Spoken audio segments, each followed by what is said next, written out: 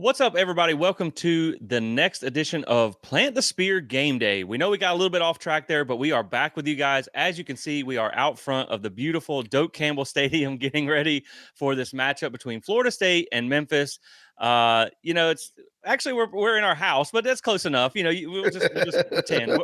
We'll pretend maybe like we pretend we still have a playoff hope. But with that being said, welcome into PTS Gameday. And if you haven't tuned into one of these before, these are what we're doing on our Saturday mornings. Now that we're actually back to some Saturday regular typical game weeks, because we know, guys, I mean, look, we don't really like game day anymore and all that stuff. So we're going to give you a replacement to watch on Saturday morning to get you ready for college game day. We're going to talk about Florida State. Of course, we have the matchup against Memphis this week. Hopefully, Florida State can get things right and get into the win column for the first time this season and just kind of pick themselves off the map. But then we're also going to talk about the broader college football landscape, because right now we need something else to talk about, Michael, to have That's a little right. bit, to have a little bit of fun. So, man, I appreciate you joining me here on the Game Day set. How are you, my friend? And are you ready to get into some of this college football talk? Yeah, absolutely. It's week 3, man. Looking forward to the season. This is another interesting slate of games this Saturday.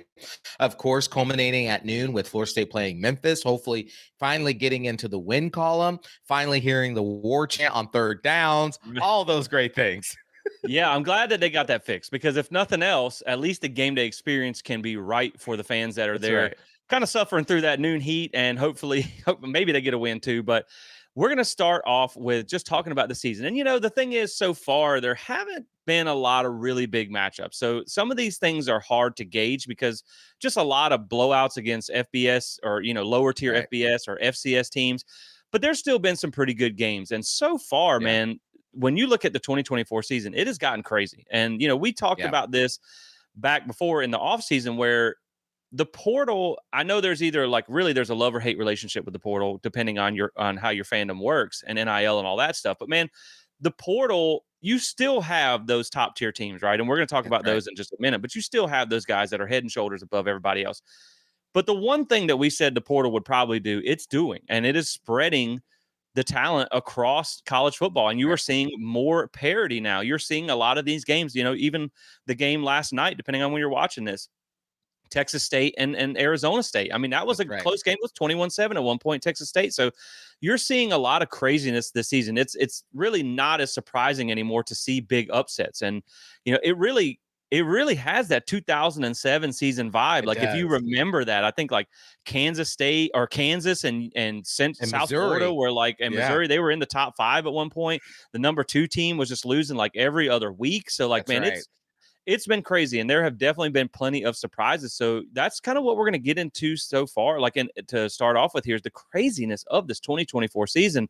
And one of the crazy things before we get into the upsets is Michael, I'm a little bit jealous right now as a Florida State fan.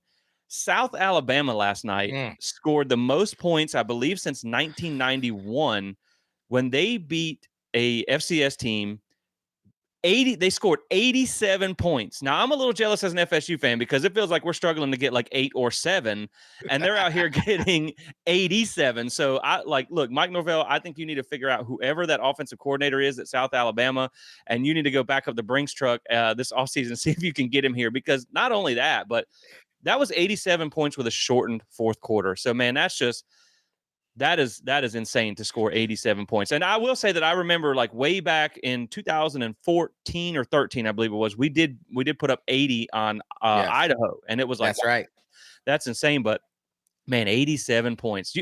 What do you even say when you go back in the locker room or the bus ride home? Because everyone's just like, yeah, let's just like get the Men in Black flashing thing out. Yeah.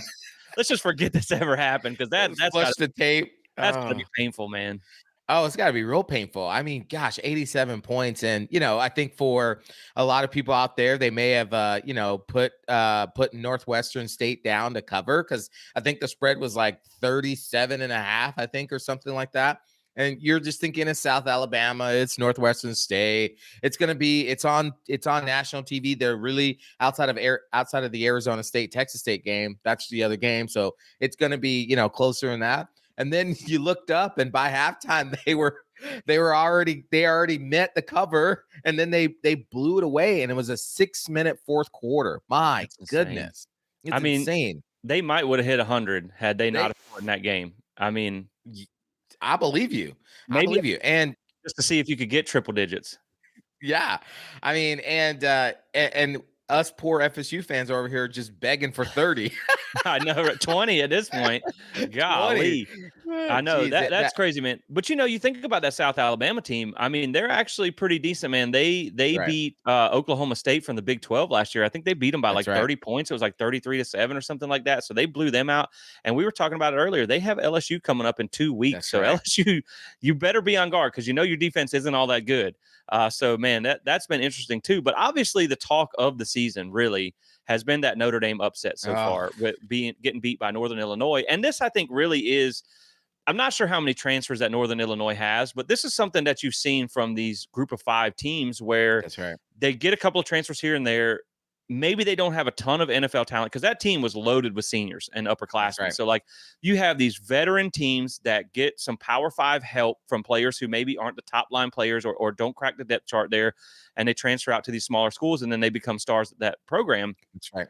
But this is one where, like, no one really saw that happening, but Notre Dame has been struggling. And, I don't Yeah. know if this is a good thing or a bad thing, but they even said that Northern Illinois' coach was texting Marcus Freeman after the game to try and figure out how to fix this thing. And I'm like, man, that's not a good look for Marcus Freeman. So maybe there's, that it's going to be interesting to see how Notre Dame rebounds from this.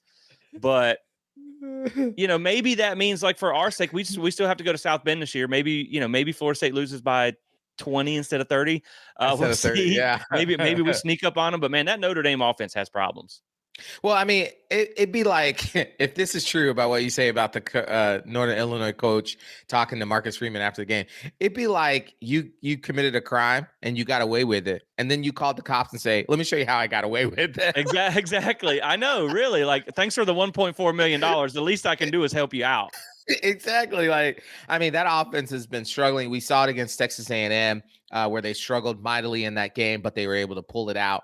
And then coming into this game, you thought, okay, this is going to be a get right game for Notre Dame, and it was a get worse game for Notre Yeah. Dame, which goes to show you that Riley Leonard is who we thought Riley Leonard was. We said this back last year when he was at Duke and he played against Florida State, is that he's great with his legs. He's a suspect passer.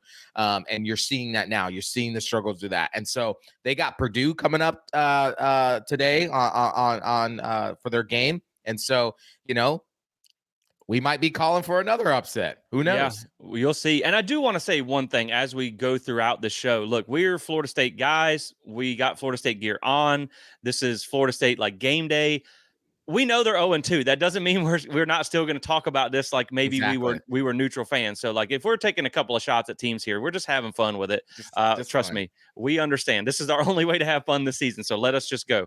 And then one of the more surprising upsets was Kentucky got absolutely Yeah. blown out by South Carolina. And South Carolina started out with a 4-point win over Old Dominion at home in Columbia there. And so it was like, man, I was almost kind of thinking, like, the writing's on the wall that Shane Beamer might be out at South Yeah. Carolina if they Yeah. don't start producing, especially after that game. And then they go to Kentucky and absolutely wipe the mat with them. Now, was Kentucky looking ahead maybe to that Georgia game? I don't know. Kentucky is kind of one of those that has letdowns every now and then. It Yep. seems like they play above their head sometimes, beating Louisville last year. That's And then right. sometimes they just have those massive letdowns. But man, that was a really surprising upset. And now that gets South Carolina a lot of momentum That's going right. into a game day scenario here against an LSU team who is kind of on the ropes themselves. Man, that was a pretty big upset too, because wasn't Kentucky ranked in that game? Kentucky, I think they were ranked 24th, I believe, somewhere around there. And everybody had projected Kentucky to win, especially after what we saw with South Carolina against Old Dominion. And everybody was going, and then what Kentucky had done against Southern Miss against Old Tate, our buddy Tate Rodemaker there. 31-0. They had to cancel the game because of lightning delay, but Tate looked like he was playing backyard football against a bunch of grown-ups. And so you thought Kentucky going in that South Carolina game would be, like, gosh, this is going to be a blowout. And it was a blowout, Jesse, just on the other side of it. Right. Yeah, that was man, it was wild. Like, and that's the thing that's what makes college football so fun is you really Yeah. just never know. But and again, like when you look at the parity in college football, it's like you never know what the season's going to turn out to be. You could have some Right. ups and downs and highs and lows. And that's another reason why I do like the 12-team expanded playoff, because you just never know, Yes, man. You might have some ugly weeks and you might be able to bounce back, but you just never know what's going to happen on any that's given right. Saturday. And so that's what makes it fun. Another upset that came that was kind of close to our hearts here at Florida State was the Syracuse over Georgia Tech. And this Yeah, was really kind of surprising. Now, I will say, man, that like people don't realize Syracuse may not be a top tier program, but that dome is a hard place to play. it Like is. it is a It is. long trip. It's just kind of a sneaky, quiet atmosphere. And they go up there and really, I know the game ended up being closer than at the end, but they were Right. putting it on Georgia Tech there for a little That's while. right. And they got. I will say that like when I was at ACC Media Days, I was actually kind of like, I think I need to go in here and talk to the Syracuse's coach, because I felt bad because there was nobody, like there was like three people that were interested Mm, in Syracuse, because I think they just got completely overlooked. And you yeah, get Fran Brown coming in there, who is an ex Georgia assistant, and I'm like, man, that's right. he's right now with the way Georgia's playing, like anybody who comes from that Kirby Smart coaching tree, you got to at least give them a look. And then they went out Right. on a limb and they took Kyle McCord, a guy that, everybody From said Ohio that State. Yeah. Marvin Harrison Jr. was the only reason that he even looked decent. And they didn't even really like him then. And then, I mean, he just absolutely lit that defense up. Now, that made me cry a few alligator tears here, because must be nice to see a veteran quarterback go and light up a defense, which is something that we don't have the luxury of. But man, that Syracuse team might be something to watch throughout the course of the season. Now, I thought Georgia Tech was a better team than people expected, and they may bounce back from that. But man, that Syracuse team might be a sleeper ACC team. You just never know, because they looked good in that game. They did. I mean, they had Georgia Tech beat 31-14 with a little over 8 minutes to go in the fourth quarter of that game. It was only because Georgia Tech got 2 touchdowns in the last 8 minutes that made it even look close to what the final score was. But no, I mean, Kyle McCord looked really good. That defense looked pretty good. And we saw Georgia Tech up close and personal in Ireland. And we thought walking out of that game that, yeah, maybe their defense is not as good because our offense is really bad. Yeah. But that offense looked really good. And South Carolina was able to hold them to 14 points for 3 quarters of that game. And so, yeah, I think I think Syracuse might be a sneaky team to keep an eye on. Now we'll Yeah. see as the season gets on, because their games are going to get a little harder, but they're a team to keep an eye on for sure. Yeah, I think when you look at teams like Syracuse, you're not necessarily going to pick them to go out and win the ACC, but they can be what I like to No. call a chaos agent. Like, maybe they Yes. go in and they upset a Clemson, or so. I don't even know if they play Clemson this year, but like, maybe they get some of those big upsets that you just don't expect. But now, man, the most probably predictable game of the year that ended up actually going the opposite way, that was an upset, was Iowa State over Iowa. And the reason I say that was predictable is because it was won with 20 points. And it's like, man, That's right. there is just no offense. And I know Iowa is under the direction of a new offensive coordinator this year, because the guy got fired last year because he couldn't average, what was it, 24, His son. 25 points. Yep. Right. Like he had to hit the 24 or 5 point mark, and they couldn't do it. And so starting off, 19 points, man. But they, like you said, they led most of that game, and then Iowa They State comes led. back and, Yep. and gets the upset. On a walk-off field goal, they win the game. And again, this is Iowa every year. They play incredible defense, absolutely trash offense, and yet somehow they end up winning 10 games almost every year. They're always destined for the Music City Bowl or something like that. I mean, it's just who it is. It's just who Kurt France is and who Iowa is. But I'm not gonna lie, Jesse, it was kind of nice to watch Iowa State come back and win that game, because I just can't stand that team. I don't even know why. I just don't like them. I think the funny thing is this year with Florida State being down, I just like chaos. That's all I want to see. Yes, I just want to yes. see the upsets. So, like, give me all the upsets. That's what I'm looking for every week.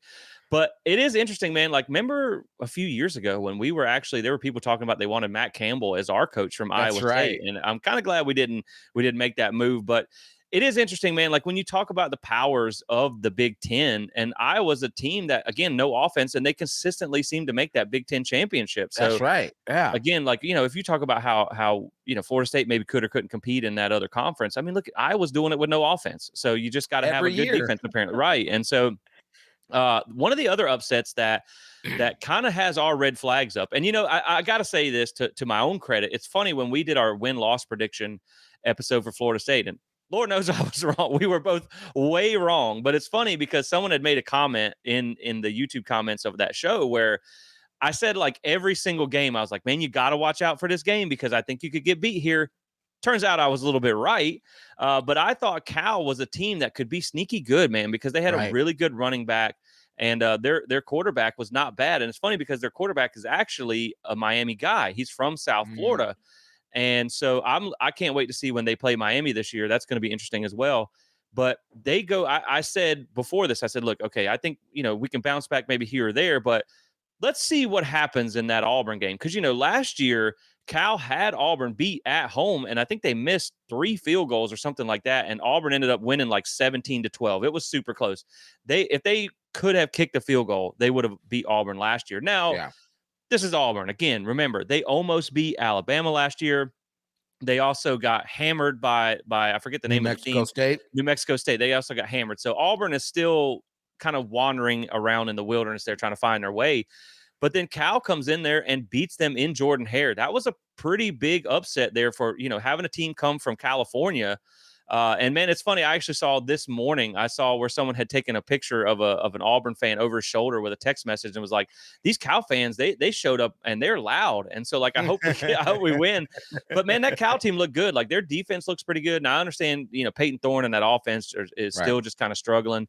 But, even then, like, that Cal team looks pretty decent. And I will say that, like, I watched the end of that game and the refs were doing everything they could to help get Auburn back in that game. There was some pretty terrible calls, but man, Cal looks like a pretty decent team to go all the way over there from Berkeley to Auburn and get that upset win.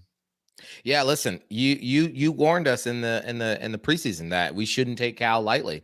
And then for them to come over from California to Jordan Hare Stadium, to walk into that stadium, and regardless of how poor or good Auburn is, I mean, that's not an easy stadium to walk in and just walk out with a win. Right. Anybody. Yeah. Alabama goes in there, and Alabama could have blown out every single team every year, and then that game is always tight, right? So kudos to Cal for being able to go into Auburn, get that win. That really puts Florida State. I mean, because that's who Florida State plays next week is Yeah. Cal. And Cal's coming to Doak. Yeah. And Doak right now has a DJ that likes to play wildly. So, like, I don't know. The music DJ and the quarterback DJ. And the quarterback DJ. We got DJ problems. DJ Yeah. linebackers playing bad. DJ quarterbacks playing bad. DJ music guy playing bad.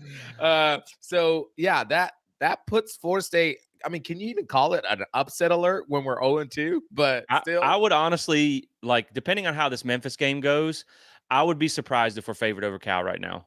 To be honest, I'm not sure who Cal has this week. I think it's kind of like it might be like San Diego State or something like that. Yeah, man. If Cal wins this week, and depending on what Florida State does, I would be surprised if anything else. You normally get the 3-point home advantage. I would see Florida State probably opening up in that one, maybe at best like a 2.5-point favorite. But if Cal wins and we lose to Memphis, I think Cal's going to probably be favored over Florida State in Tallahassee. But again, man, it's just crazy too that, like, they're having to make that trip to the East Coast 2 times in 3 weeks. Yeah. And at least, with having that kind of middle game in between where they don't have to travel, then at least you kind of avoid that hangover from a Cal perspective where it's like, oh, we just had this big win over Auburn. Now you got to go back it up with a win over Florida State. But, it's going to be interesting, man. I mean, I think Cal is a better team than people expect. And that win over Auburn was really kind of a sign that you better put your antennas up when they come to Tallahassee. Yeah, they got San Diego State Saturday night, 10:30 p.m. on ESPN. So, we'll all be tuned in just to kind of check them out. That's that. It's not Pac-12. ACC after dark now. Dark. It used to be the Pac-12 after dark. Now it's the ACC after dark. Like, man, I'm going to have a couple extra cups of coffee to watch that one. I'll let you know in the morning. Yeah, exactly. I'm going to have to DVR that one. But then you get Illinois over Kansas. And I was like, well, this is terrible over bad. But Kansas has been respectable the last few years. This was, if you'd have told me that this was a basketball game, I would have believed you. But football, it was a football game. But Illinois does beat Kansas. Kansas still, man, is one of those teams where, like, they've gotten a lot more respectable. Yeah. But they're still just kind of just kind of not. They're trying to get over that hump where they can start winning some Yeah. big games. I mean, they did upset Texas a few years ago, Yep. which was probably one of the biggest wins in program history. But they're still kind of finding their way as taking that step from that lower to Right. mid tier team. Right. Yeah, they were coming off of the momentum they had last season. They had a pretty good they had a decent season last year. I think their coach was in their first year last year. And so they were coming off a decent season, and they were ranked 19th, and they went into Illinois and they got beat. It wasn't like a huge game. I think the final score was like 24 to 17 or something like that. I picked Illinois to upset Kansas because you could just tell, like, every time Kansas, like you said, last time they were anywhere of any significance was in 2007, where they became the number 1 team in the country. That's Missouri wild. was the number 2 team in the country. It was, what a year that was. Gosh, That's crazy. But yeah, outside of that, they've been that lower tier, almost group of 5 program. And so last year they were able to kind of make some noise, and so they assumed they were going to do that this year. But already off to an 0-1 start. Yeah, big upset for Big Bielema. Out there in Big Ten country, big upset for Big Bielema and Big Ten country. So, and not so much like really on the upset watch team, but there's just also been so many mind-boggling performances this year, and really the one that stands out the most to me is Oregon. Man, I thought I had Oregon as like my dark horse Big Ten team because I thought I think they get Ohio State at Oregon, so I thought maybe they could do something. I mean, Dan Lanning was a man on a mission last year.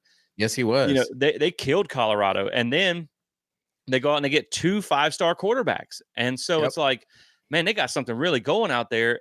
And then they have struggled against Idaho and Boise State. So there has been some, again, like I can't even say that that's parity more than it just is like some struggles. And I know people were talking about the transfer heavy teams are really struggling this year. Yeah. And so that is interesting because Florida State, you have to talk about us from that metric too, because if you want to throw in upsets, this is 2 weeks in a row now that we were upset as a double-digit favorite. And so, like, it is, again, that gets back to kind of what we talked about last year, where you can use the portal to accent your roster, but you need to still build from those high school ranks. But, man, there's been some teams that you thought would be better from Florida State, from Oregon, even from Michigan. And we'll see what Michigan does. I don't think anybody was surprised to see that blowout versus Texas because of all that they lost. But, man, there's been some teams that have just flat out struggled this year. Yeah, I mean, when you look at Oregon, it's like you thought, okay, as long as Oregon's not playing a team from Washington, namely the Washington Huskies, because that seems to be the only team they couldn't beat last year, they'd be fine. And you thought, oh, the first 2 games coming into this season, they're gonna blow them out. It's gonna be nothing. We won't really know what Oregon is until they get to that those bigger games in the Big Ten. But man, they almost lost week 1 against a nobody. Yeah. And then week 2 against Boise had them on the ropes, and they were able to pull that game out in the end. I think it was like 37-35 was the final score. And so you just wonder. They went and got Dylan Gabriel from Oklahoma. They also got the transfer from UCLA as a backup quarterback. You just wonder if, again, like with Florida State, with some of the other transfer heavy schools that are struggling, you just wonder if just having to rebuild that chemistry and that roster every single year is finally taking its toll. Now, the one caveat to this is Ole Miss, and we'll talk about them later during our kind of overview of college football. But Ole Miss right now, I mean, there's no more heavier transfer portal team that is in the top 10 than Ole Miss, and they seem to be okay right now. We'll see when they get a challenge, but yeah. And I will say, I do think Jackson Dart, I don't believe he's a transfer. I could be wrong about that, but at least at the quarterback position. He played at USC. Oh, did he? Okay, well, never mind on that then. So, like, maybe we just should have went after that guy. But yeah, it's been an interesting year, and I think the fun is only getting started because we're in week 3. So you could see some crazy upsets coming down the road. Really, it's just kind of like you can't take your eyes off the TV on any given Saturday because you never know what's going to happen. And so there's been some fun games. And they've been in some fun atmospheres. And so that's what we're going to talk about next is, the knockoff game day show to what we're doing here, the wannabe game day show. They are down in Columbia for the South Carolina LSU game this week. And, most of you know that I actually live right outside of Charlotte, North Carolina. I'm less than an hour north of Williams-Brice Stadium. And I've always wanted to go down to a game down there, man. I've heard that like that fan base is basically the Buffalo Bills, Bills Mafia of college football. It is insane. Some of the things that happen in the parking lots and in this, all that type of stuff. It's just a crazy atmosphere. And the thing is with South Carolina, man, I gotta give them credit. They're a lot like Nebraska. It doesn't matter if they're 11-1, which doesn't happen often, or 1-11. They sell out almost every game, and some of Yeah. the atmospheres there are absolutely wild. And so that got us to thinking. I was like, let's do a segment today of like if you had a stadium bucket list. And I Mm, actually at the last game at Boston College might have been the only bright spot of the game. But I did actually catch up with the college football campus tour guy. If most of you probably have heard of him on Twitter, he's been to all 134 FBS stadiums and I think almost 90 FCS stadiums. And, we just got to talking about a lot of things. And man, he was showing me some pictures from some really, really cool FCS stadiums like out west in Montana and stuff like that. Like, I'm a little jealous of what he's doing. Like, I think maybe I might have to take like a midlife retirement, take a year off or something like that, buy me an RV and just do that because that would be so cool, man. Because like that'd be fun. again, I love Florida State. I love being in Doak Campbell Stadium, but I love college football in general. Yep. And really, like I like going to try and go to away games just to experience other teams' atmospheres. Yeah. And I just think it would be so cool to travel around to all these games and all these stadiums and have that experience. And so we got to talking about it, and we were like, if you had to make a stadium bucket list, where would you be at on these? And we Mm, probably forgotten or overlooked a couple of these. right. So we put together like our top 5. And so Okay. I think we're probably pretty close on the top few here. So we'll just trade off. I'll go with my first number 1, and that's obviously I think this is probably on a lot of people's bucket list, and that's an LSU game at nighttime in Death Valley. And Oof, and really man. this I think is the one thing. Like, look, I had an absolute blast in New Orleans for that LSU Florida State matchup. I totally think we missed the mark on this one. I think man, if you could Mm, have made that a home and home, getting LSU in Doak Campbell, and then also having Florida State go to Tiger Stadium to Death Valley at nighttime would have been a really, really cool so experience. much fun. But to me, man, I mean, this is, that's the stadium that like they were measured on the Richter scale. They were so loud. Like this just looks like it's just so cool, man. So I think really, and we did want to say that we wanted to couch this with, we've both obviously been to games at Doak Campbell. We've both been to Mhm. the Rose Bowl.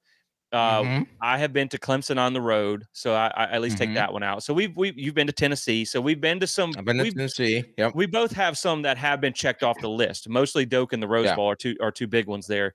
But man, for me, LSU at night is one that is on the top of my bucket list that I really hope. I don't know that now that we've played the LSU series, unless we end up in the SEC at some point. I don't know that that'll ever happen again to be able to catch an FSU LSU game. But even for like a neutral team game, I'm gonna have to make it out there to Baton Rouge one night. Oh man, I agree with you.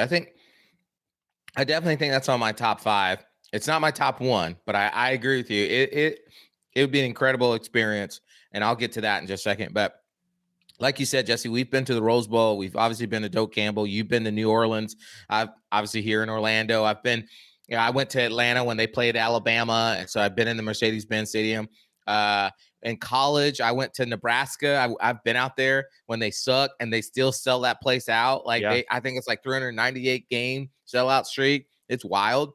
My number 1, and I just need you to picture this because it happens every time. Game day's there, it's night, and the camera starts coming in to Happy Valley, and it's just all like white, just yeah. everywhere. So my number 1 bucket list is a Penn State whiteout at Happy Valley. Man, that would be so much fun.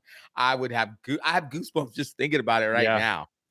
I think too, like when you look at that, obviously that's 100,000 plus stadium, which Yep, is really cool. I mean, I think the biggest one that I've ever been in is Clemson, which is above 90,000. that's But right. man, just to see 100,000 plus, the whiteout, I really think when you talked about like in the offseason, we talked a lot about where's Florida State going to end up, the Big Ten, the SEC, and things like that. And I lean more towards the SEC from a like purely what Same. I would like to experience week in and week out from a college football fan perspective. I understand we're not getting into the Right. all that other stuff, but just from a Saturday fan perspective. But man, when you talk about the Big Ten, that You Penn got some State one atmospheres. is on there, and to me, Penn State was my number 2. Yep. And again, it's kind of like the LSU. You got to qualify it with it's got to be an LSU game at night. That's right. It's got to be a Penn State whiteout game. That would be something that I would love to go to because man, it's wild in there. It is crazy, and that's a pretty rabid fan base. And some of those Big Ten fan bases, man, they get pretty crazy. So I think that Yeah. would be a fun one too. And because I will say, like, I love Doak, and I will put like maybe not construction Doak, but like when when you're good and you're at capacity, Oh, Doak Campbell Stadium, like to me, I always try and pick night games because there is yeah. just no comparison between day games and night games. But man, Doak Yep. at nighttime, it is a very special environment. It is one of the best environments to me in college football. When you see 70,000 people, 78,000 people doing the war chant and Osceola and Renegade and all that stuff, man, like it is a really special college football environment. But yeah, I have Penn State as my number 2 with the qualifier that it needs to be a whiteout game. But man, that would be a really exciting one. Like if we go to the Big Ten, that's going to be on my bucket list to make. Oh yeah. For sure. Absolutely. Listen, yes, if Florida State would go to the Big Ten, I would definitely want to get out to. That would be, I'd be like, oh my gosh, please let Florida State be at a night game and white out for Penn State. It Actually, might not no, be because the happiest of valleys for us. yeah. Well, you know what? That's how I was just gonna say. No, I actually want to enjoy that game, so I don't want Florida State to play at a whiteout for Penn State. I want to be But something else. it might be a good thing because they never win the big games. So That's maybe, true. That's just very maybe, true. the bigger the atmosphere you can make it, the better it is for the opposing team. That's so true. That's so true. But I would go with you. I have heard legends. Okay, so this is my number 2. I have heard legends and stories from other friends who are LSU fans, and they talk about night games at LSU like it's something of the pantheons of the Greek gods. Yeah. And so I would love, that's my number 2 bucket list, is to go see an LSU game at nighttime. My family and I, during 2021, we did a cross-country trip from California to DC and all like that stuff. And we stopped in Louisiana. And I told my wife, I was like, oh, we have to go by and see Tiger Stadium, like a Death Valley. We got to go see it. I just want to see it. And even just standing next to the state, like literally standing and looking at the stadium, I was like, oh man, there's something about this place. You could feel it. I heard the tiger roaring too, which was wild. Yeah. I heard the tiger roaring, and I'm like, oh, that tiger at nighttime, and the stadium packed out, and all the crazy whatever New Orleans voodoo, whatever is going on, or Louisiana stuff, whatever it is, I want to be a part of it. Oh, 100%, man. And I will say, like, when I went down to that LSU game, like, first off, that is a very rabid fan base. Like, I think back to, and I've been to a lot of cool FSU games. By far, the funnest FSU game that I've probably ever been to was 2013 Miami. Just like, you could not hear yourself think in the concourses of that game. It was so loud. The smack talk. When I say there was like piles of liquor bottles the size of a Volkswagen Bug at the gate, I'm not kidding. And like, I haven't felt that vibe until that LSU game where just the concourses were, the tension was in the air. You could feel it. It just had that big game atmosphere. Yeah. So to me, yeah, man, I think that is one too. And then also I got to say, like when I've been through Louisiana a few times just on vacation, like you said, on a cross country trip, also to New Orleans a few times. The food is one reason to go too, because man, I love some Cajun food. So good. So like, that's a whole nother reason to be down there.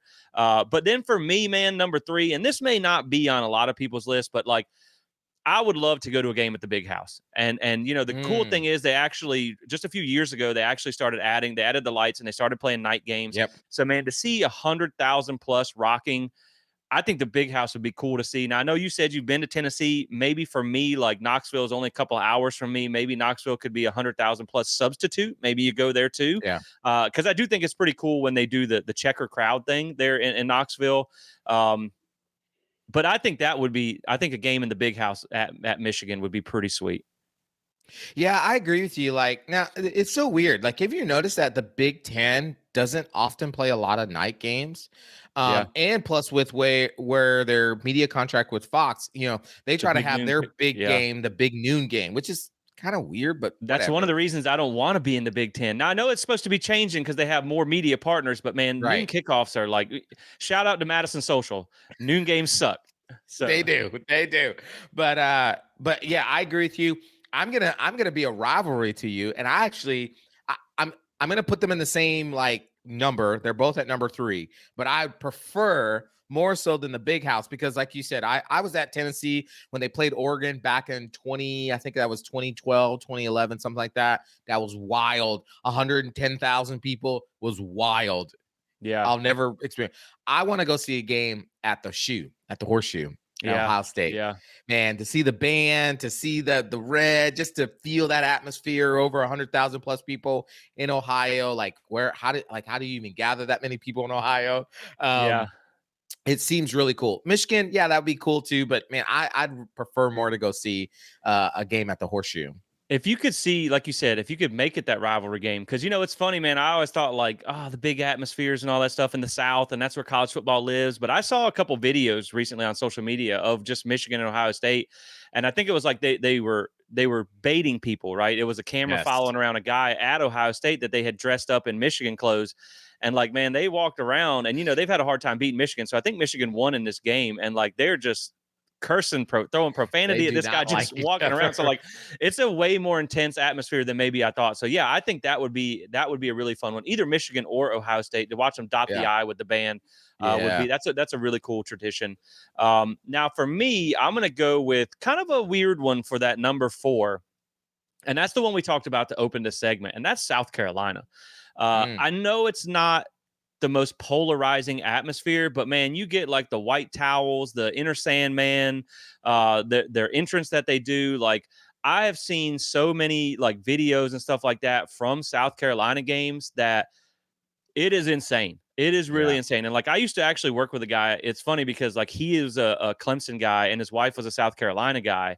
And he always told me, he's like, look, man, it's a crazy atmosphere, but you better be careful because their Yeah. fans are rabid and they will fight you.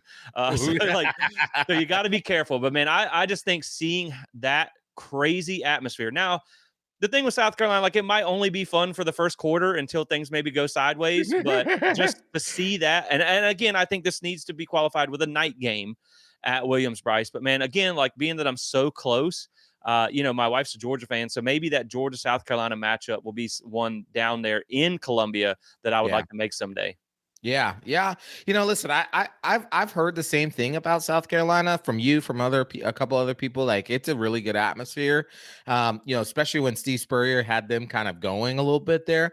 Yeah, And so, man, I'd love to go there someday. It's not on my top 5, but yeah, I'd love to be like the college tour guy and just go all the stadiums for sure. right, For me, number 4 is going to be Autzen Stadium, Oregon. yeah, Man, I know when you look on that stadium, it looks very small, but the way it's shaped, they talk often about how it contains noise. It yeah, makes it so hard to hear. It's deafening. You got a freaking duck riding on a yeah, motorcycle. You got the school with 1,000,000,001 uniform combos. You got yeah, all that Nike money. And also what I'd want to see too, outside of just seeing the stadium and experiencing a game there, is the Nike facility that's on campus. I hear yeah.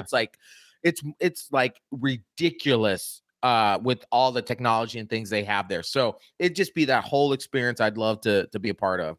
Yeah, and they are right down on you in that one, and that's actually my number 5 is the Autzen Zoo, as they call it, which I think would be Yeah. would be super cool to see. I mean, it's just a crazy atmosphere out there. And again, like I said, I mean, I've been to Clemson. It was loud.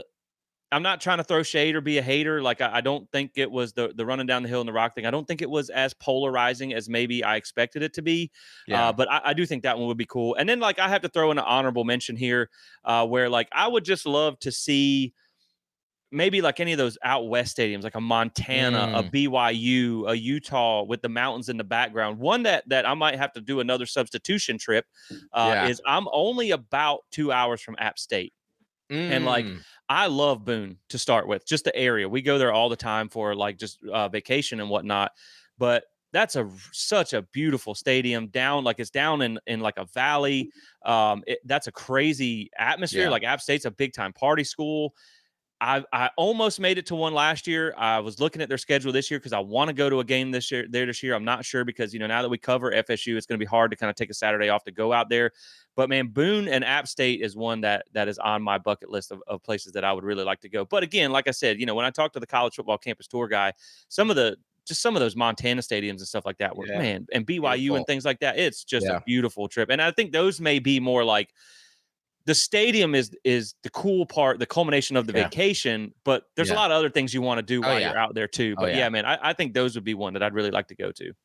Yeah, yeah, I absolutely agree, man. Being able to go to a football stadium that also has like a gorgeous nature behind it. I mean, The when you go Rose Bowl to counts in that too now. When oh, the dude, with the sun San sets over the Rose Bowl, oh my yes, with the gosh. San Gabriel Mountains in the background, I can hear Keith Jackson right now. USC and San Gabriel, I got chills just thinking about Alabama, it. like yeah, Yeah. like it's so awesome. Obviously, when I lived out in California, I had season tickets to Southern California games, so USC games, and so to be in the Coliseum, that's a cool experience, and Yeah. like that. My number 5. Now, this is not necessarily the stadium, more so than it's the environment in the game itself. It's the Red River rivalry. I Yeah. mean, Oklahoma, Texas, they go to the Cotton Bowl in Dallas. That Cotton Bowl is literally, that stadium is bland. But Yeah.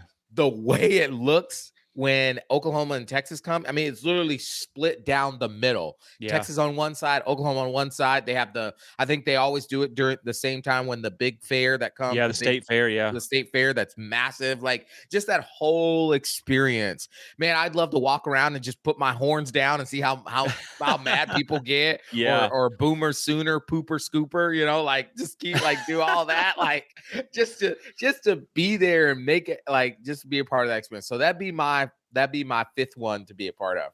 Yeah, and I know it's sometimes, like you said, man, it can be hard to pick those kind of sterile, neutral site environments, Yeah. and I think they're doing a lot of that nowadays, and I Yep. wish they would get back to the on-campus stuff, which is why I think the Yes. on-campus playoff games is going to be really cool. But it doesn't mean it can't be a fun environment. And Right. when you talk about like a couple honorable mentions for me, not so much from the stadium or the game standpoint, but from the tailgate standpoint, like we go to Georgia, Florida every year. Like my wife is a very good sport. Like she goes to Florida State games as a Georgia fan. She does the whole thing.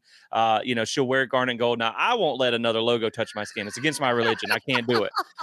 So I'll be the only dummy down there wearing garnet and gold.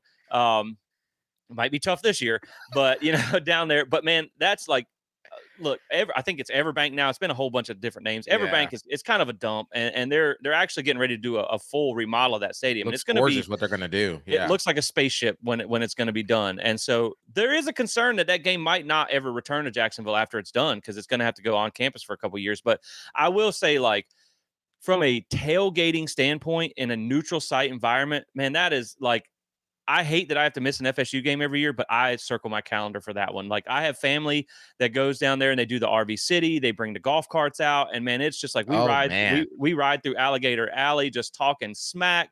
And so like it is so much fun. And that's another reason why I think the SEC would be super fun. Is like I love the Yeah. tailgate. That is a just amazing time. So I'm already looking forward to it this year. We're going again this year.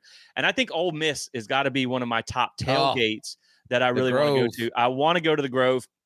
I might actually skip the game. I don't need to go inside. Yeah, I'll just the stay out game's- there. I'll just stay out there drinking hottie toddies and watch it on TV. And then I know one that we both have on our list here that we'd like to go to. It's not on our bucket list, and it has to be qualified with the actual game that it involves, and that's Florida State in the Swamp. Oof, now, I've heard the Swamp is a dump. Yes. Good for them. But I would like to be down there one of those years when you do drain the Swamp and you're kind of laughing at them as they file out. So like, yeah, man, I will say that I've been past Ben Hill Griffin Stadium. I've seen it in person, but I've never been to a game there. But man, Florida State at Florida in the Swamp is a game that's definitely, it's on my bucket list of Florida State games that I want to go to. That's right. Yeah. Yeah. Last year was the first time in my life. And I grew up in Florida, but I didn't have enough to buy tickets. So last year was the first time in my life I saw a Miami Florida State game, and it was one of the greatest experiences. Now, yes, I literally almost had a heart attack for that game, but it was one of the greatest experiences. So yes, I would love, like this year, you and I are both going to be at the Florida State game in Doak Campbell State. It'll be my first time seeing Florida play Florida State in person. And next year, I hope to be able to go back to Gainesville so I can finally walk in that stadium. I've never been inside that dump of a stadium to see Florida State play, but I hope that we get to drain the Swamp. That's why it's on the atmosphere of bucket list, because I want to be there when we win and we drain that Swamp. Yeah, and I have been to a Florida State game, but it's been in Doak Campbell Stadium. Yeah. And I think my favorite thing about Gainesville is always the moniker for Florida State fans of how you get there. You drive east till you smell it, and south till you step in it.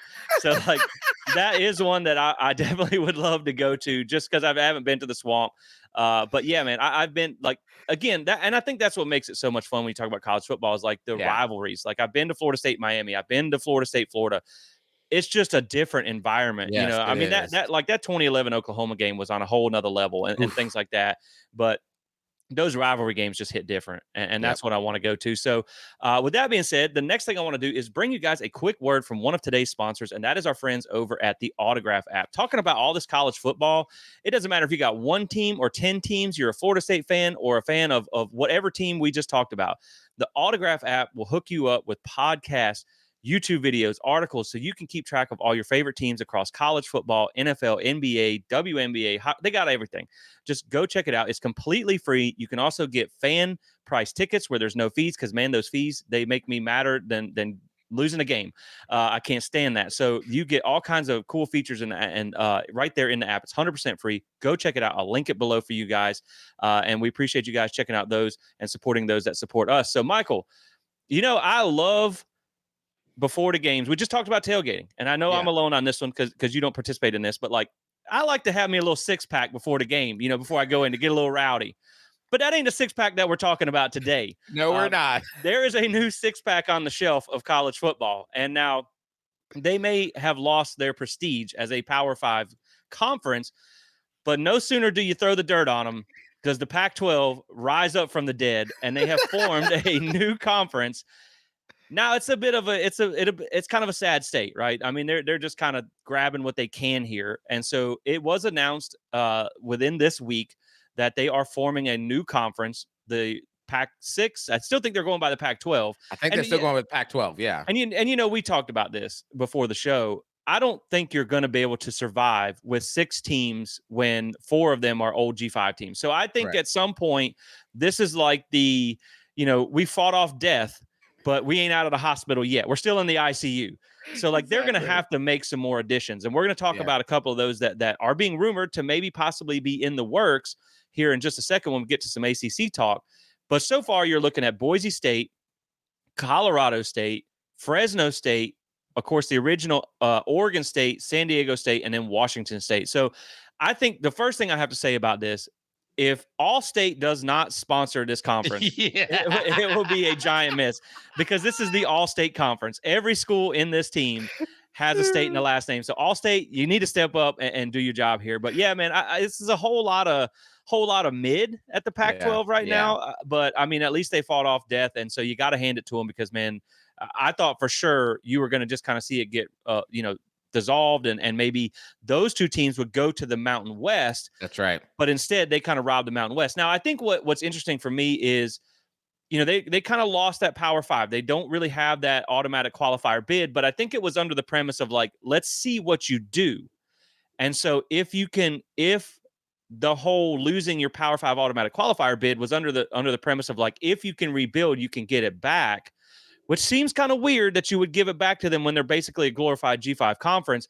I think it does make sense for some of these other programs to go that way out of the Mountain West, because that's really the only reason you would make this move, is to get that automatic qualifier into the 12-team playoff. Now, again, the G5 does have their own automatic qualifier, but you only got 6 teams you got to win through here. So versus all the other conferences, but 6-pack is back. Right. 6-pack is back. Well, the biggest part of this, Jesse, is not necessarily about the Power 5 qualifier. It's more about the playoff management committee vote. So when the Pac-12 lost all those members and they went down to the Pac-2, they were able to retain their vote for 1 more year. But according to the NCAA rules, in order to be a conference, you have to have 8 members in your conference. So the NCAA gave them a 2-year waiver to try to figure this out. Are they going to die? And then those 2 teams probably would have headed to the Mountain West, and they would definitely be relegated to the Group of 5.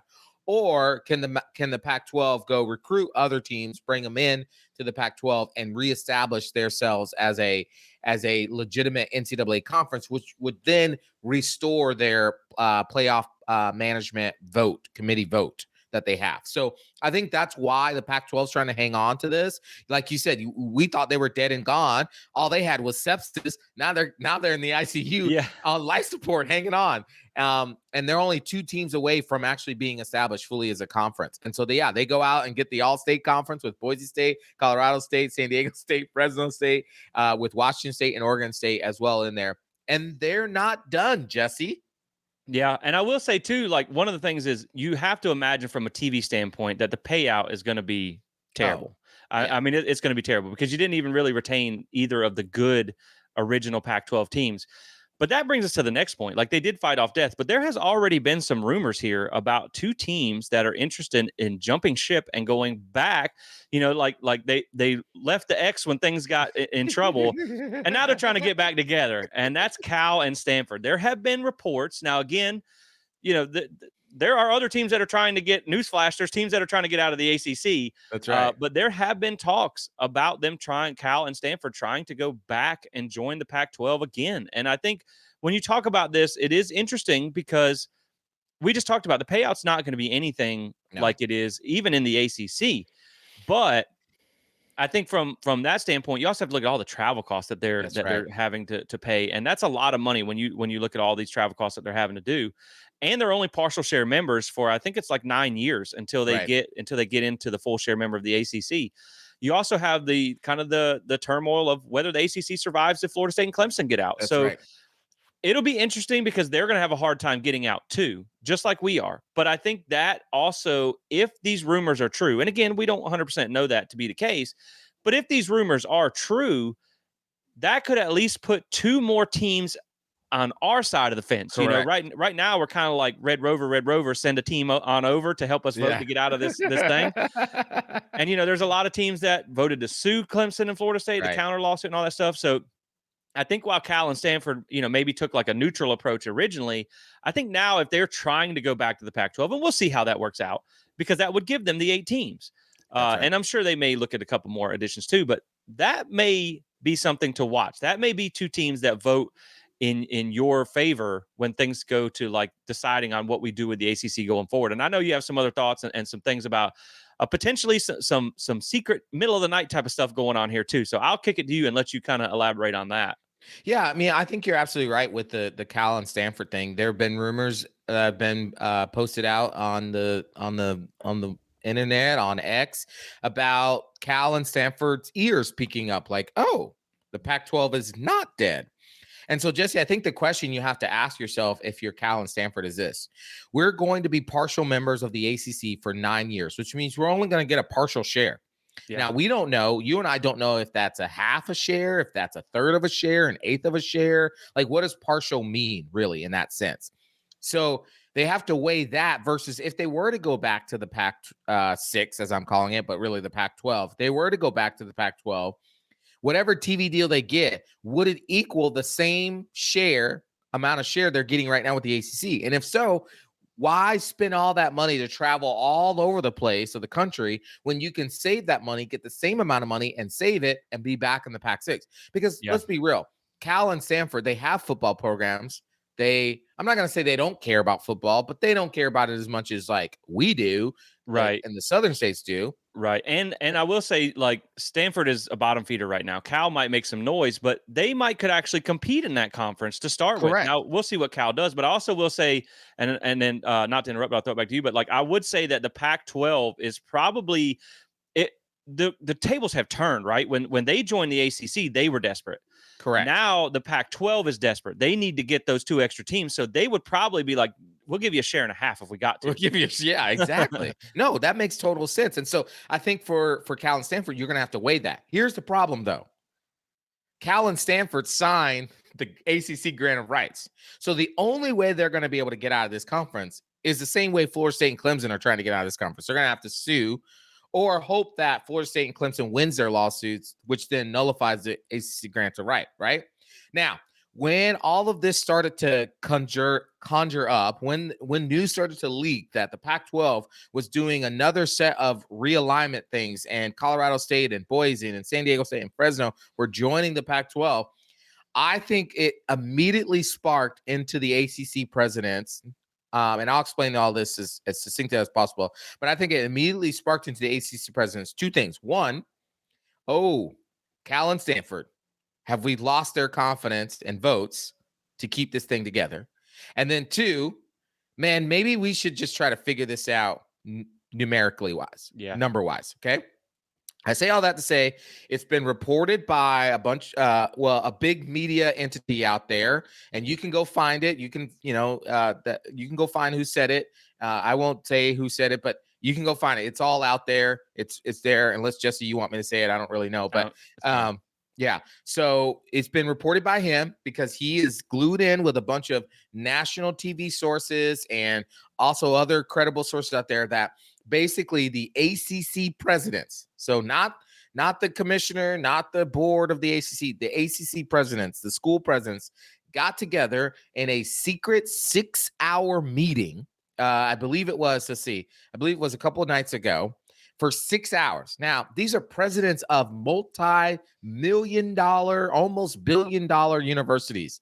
They ain't getting together just to chum it up for 6 hours. There's got to be some serious talking going on for 6 hours. Serious talking. And the 6 hours, six-pack. Let's see.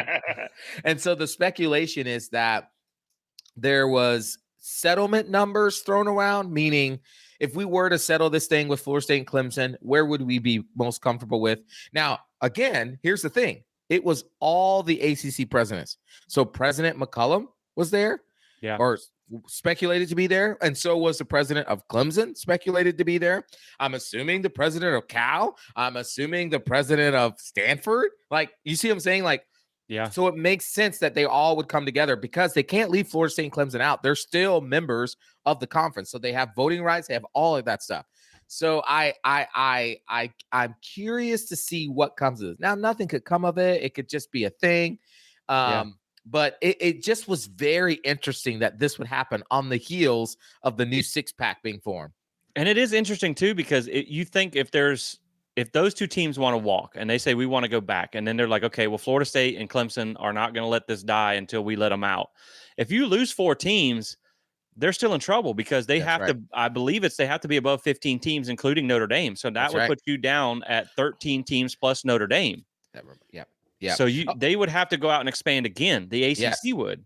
Yes. And also to add on to that point, that makes the ACC fragile is the fact that as a lot of you guys know, especially if you have DirecTV, you can't access anything ESPN on DirecTV right now. I had DirecTV, and my boy Jesse here talked me into getting YouTube TV, and I got the heck out of DirecTV. I was done, and I got YouTube TV. I love it. You should get it. But right now, DirecTV is in this war with ESPN. They do it every year, but it has lasted longer than normal because, and I don't fully understand all of it, but basically what I do understand is that ESPN wants DirecTV to pay per subscriber if there's an ACC game that's happening in the state for the whole state. That's what I understand. That's what I've got. So instead of just paying for that region where the game is at, ESPN wants DirecTV to pay for the whole state if there's an ACC game in there. And DirecTV is like, dude, that's crazy because that cost gets passed on to the consumer, to people like you and I. And so there's this thing. If ESPN does not get this deal done with DirecTV, it makes the deal that they have with the ACC, even more untenable because it's just, it costs too much. And let's remember, we did a whole episode on this. The ACC has a look-in period because the deal technically expires in 2027.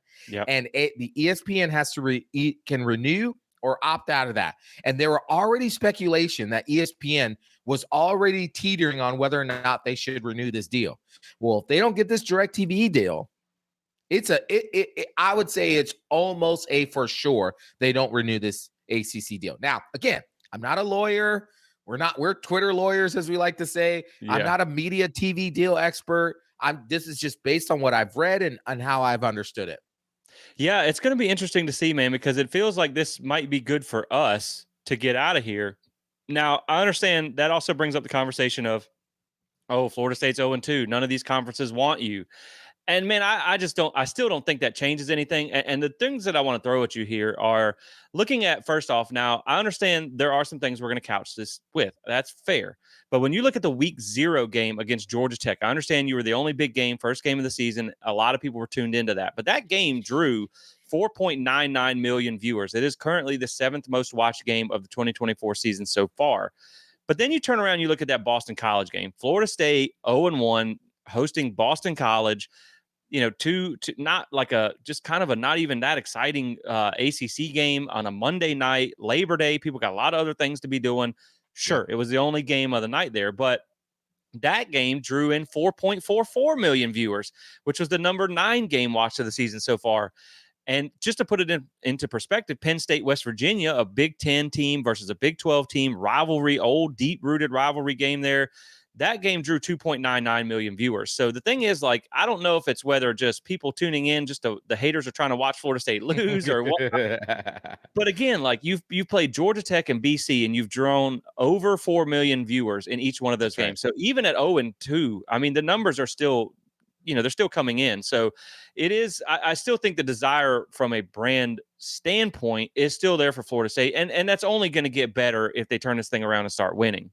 Yeah, absolutely. And the last thing I want to add to this point is based on even what you said there with the viewership and how even at 0-2 we're still raking in the numbers as if we were undefeated. There was, on top of all this speculation, another thing that was added is that because of all these little things that are kind of adding up, there is now talk that ESPN probably will void the ACC deal, something of that nature, and that a war for programs will begin between ESPN and Fox. The number 1 team right now that we've heard, Florida State, Clemson, North Carolina, Virginia. Those are 4 programs that Fox and ESPN are going to be fighting over. And you darn well should know ESPN does not want a Fox flag in its backyard. Yeah. So I'm just putting that out there, just letting it go. Yeah, and you have to feel like if the ACC crumbles and the Pac-12 is coming back to life, outside of going to super conferences, realignment is there. It feels like there might be one more seismic shift, and then things will kind of be done. Because really, like you said, man, once you snap up Florida State, Clemson, UNC, UVA, even if Notre Dame at some point is forced to join a conference, or the West Side schools go back out to the West Coast, there's not a whole lot of really desirable name brands left. It feels like everybody will be where they're at. So it's going to be interesting to go forward. But, we've talked a lot about conference realignment in this offseason. So now that it's the season, it was just an update that was worth sharing. And then, so let's get back to actual football now. And that is just looking at this season, man. There's, when you look, we talk about all the parity and things like that through college football.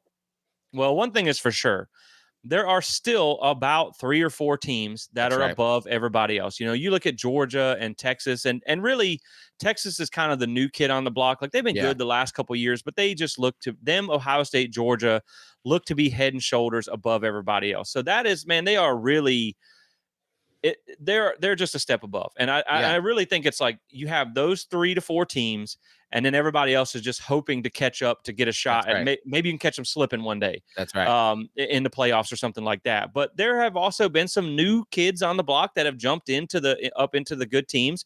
Now, whether it's a flash in the pan or not, that's to be determined. But with that being said, we're going to go through kind of our top 12 teams after the first 2 weeks of the season, going into week 3. Now, like we talked about in the opening of the show, this can be hard to gauge because you haven't had a lot of big games, a lot of big competition here, between Power 5 schools, ranked teams, and things like that. So it is hard to gauge outside of like that top 3 to 5 teams.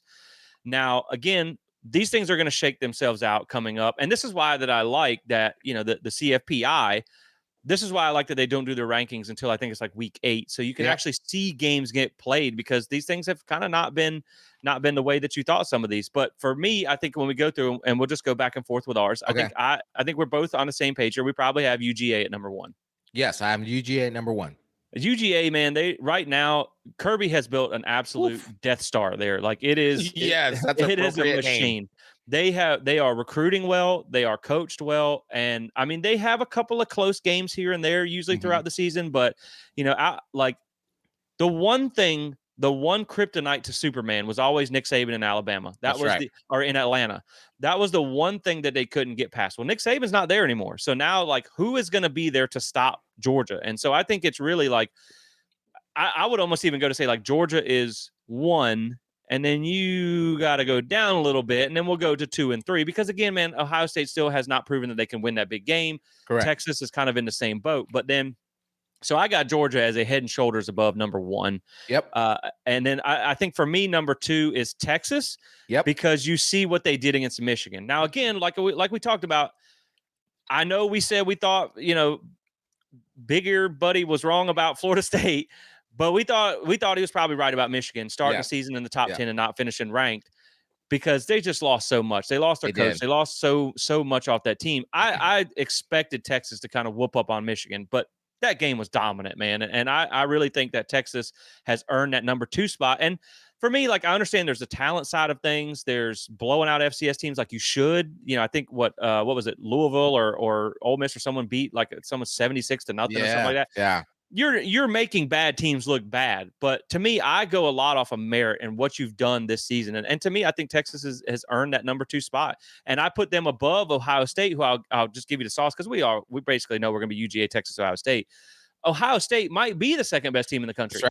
They just haven't played anybody yet. Now, they've worn out both of the teams they played. They just ain't played nobody yet. So to me, Texas gets the nod at number 2 over Ohio State at number 3. Yeah. I have Texas at number 2. I have Ohio State at number 3, just like you do. I think Texas looks really good. They blew out Michigan, as you said. Sharon Moore, brand new head coach there. I think he's a likable guy, but he's got to replace a lot of that offensive firepower. Their offense is worse than Notre Dame's right now. And so I think that Texas is good, but we'll start to really see what Texas made of. They got some hard games coming up here really soon. And Ohio State at number 3, they've looked really good. I mean, Jeremiah Smith, he could have been a Seminole, man. I know. He looks so good. I just think that, again, they haven't been tested as well either. I know. And then, the thing with Michigan is, like, they just signed his contract after that whooping. So, like, whoops. They did. But, maybe, man, I really is just when you got to replace Connor Stallions. That's hard. That's hard for anybody. Part. Right. And the thing was, J.J. McCarthy wasn't even that good of a quarterback. So I know their quarterback's struggling this year, but it really, whether you're the conspiracy theorist or not, it really does make you think that the Connor Stallions treatment was maybe played a bigger factor than people think. So, again, man, just that's big there for them. So they're on down the list. But then, it's funny, when we came on here, we were talking about our top 12, and I was like, I might surprise you with one of my teams in the top 5. And then turns out we had the same one at number 4. So I thought I was going to surprise you, and it turns out we were on the same wavelength here. And I got Tennessee at number 4. And obviously I just gave the sauce that we both have Tennessee at number 4. And for me, when you look at Tennessee, man, like, that offense looks legit. And I know Tennessee, again, with Nico coming in, I ain't even going to attempt that last name. It's something Llama. I know that. But I don't believe NC State should have been ranked. Again, like, the preseason rankings, okay, maybe I get it. They always have a good defense. That's a perennial 9-win team. They have a relatively easy schedule this year. They brought in Grayson McCall at quarterback, a really experienced guy. I understand maybe the preseason thoughts on that, but they struggled against Western Carolina in that first game. They're lucky they did not lose that game. And so I don't know that I would have had them ranked at number 24 when they played. But with that being said, there have not been a lot of teams this year, frankly, none, that has beat a Power 5 opponent who's not a bad power. I mean, it's not like they beat Wake Forest by 41 points. Right. They beat a perennial 9-win bowl team by 41 points in a neutral site environment. That's right. I think, to me, that performance alone, again, it's like you said, though, you got Texas and you got Tennessee. They got Georgia coming up. They got, they got a lot of Alabama's coming up. So we're going to get to see them prove it. But, man, I think Tennessee has earned that top 5 spot. Yeah, I mean, I got to watch that NC State game, and the quarterback there, he looks incredible. He's a freshman. They paid over $2 million for this dude. I mean, they are getting their money's worth, at least so far. He looks smooth. He reads the pocket well. He reads the defense as well. He runs well. I mean, he just is like I'll be honest. He kind of reminds me of redshirt freshman Jameis Winston. Like Yeah. it just like was so good. And so shout out to my friend Jody Livingston in California, who's a big Tennessee fan. He's living it up right now. So yeah, I have Tennessee at number 4. They play Kent State. We'll talk about that in a little bit. But then their big test, their second big test of the season is they have to go on the road on the 21st to play at Oklahoma. So that's where we're really going to be able to see what this team is made of. Yeah, and Oklahoma doesn't look great right now, so we'll see how that goes as well. Now, number 5, let's just skip this one, Michael. Let's just skip this one.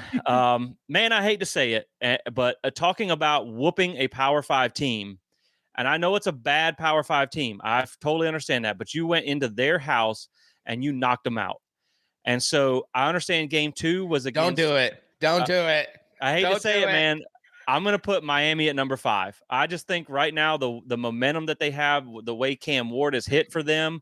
I know they played FAMU. See, the hard part about Miami is like I give them credit for beating Florida the way they did because they absolutely hammered Florida. Now, I think Florida's terrible. But for me, like they have FAMU. They were, I think, a 40-point favorite, won by 42 or something like that. Yeah. They covered the spread by like 2 points. So they were expected to do that. Then they get Ball State this week.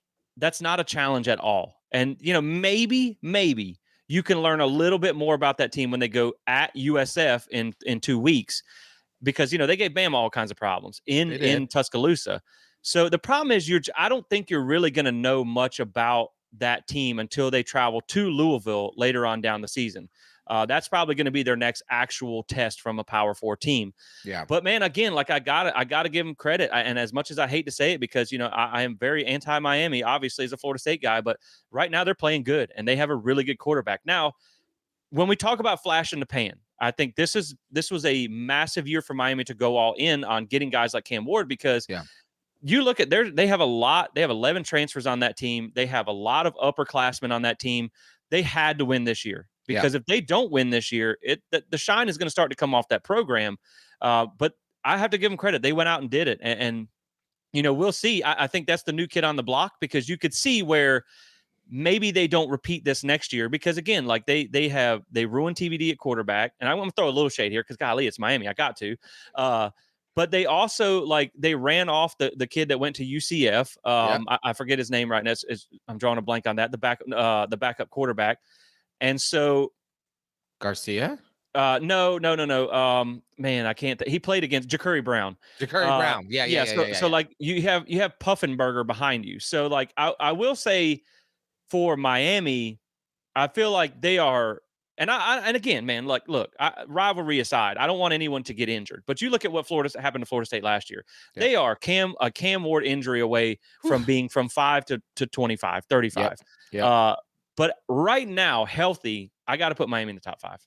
Yeah, I mean, listen, I almost puked just even saying this. I hate it, man. I hate it. I hope they don't finish there, but so far, yes. I don't have Miami at top 5. I do have them in my top 12. I'll puke when I have to tell them where they're at. But at number 5,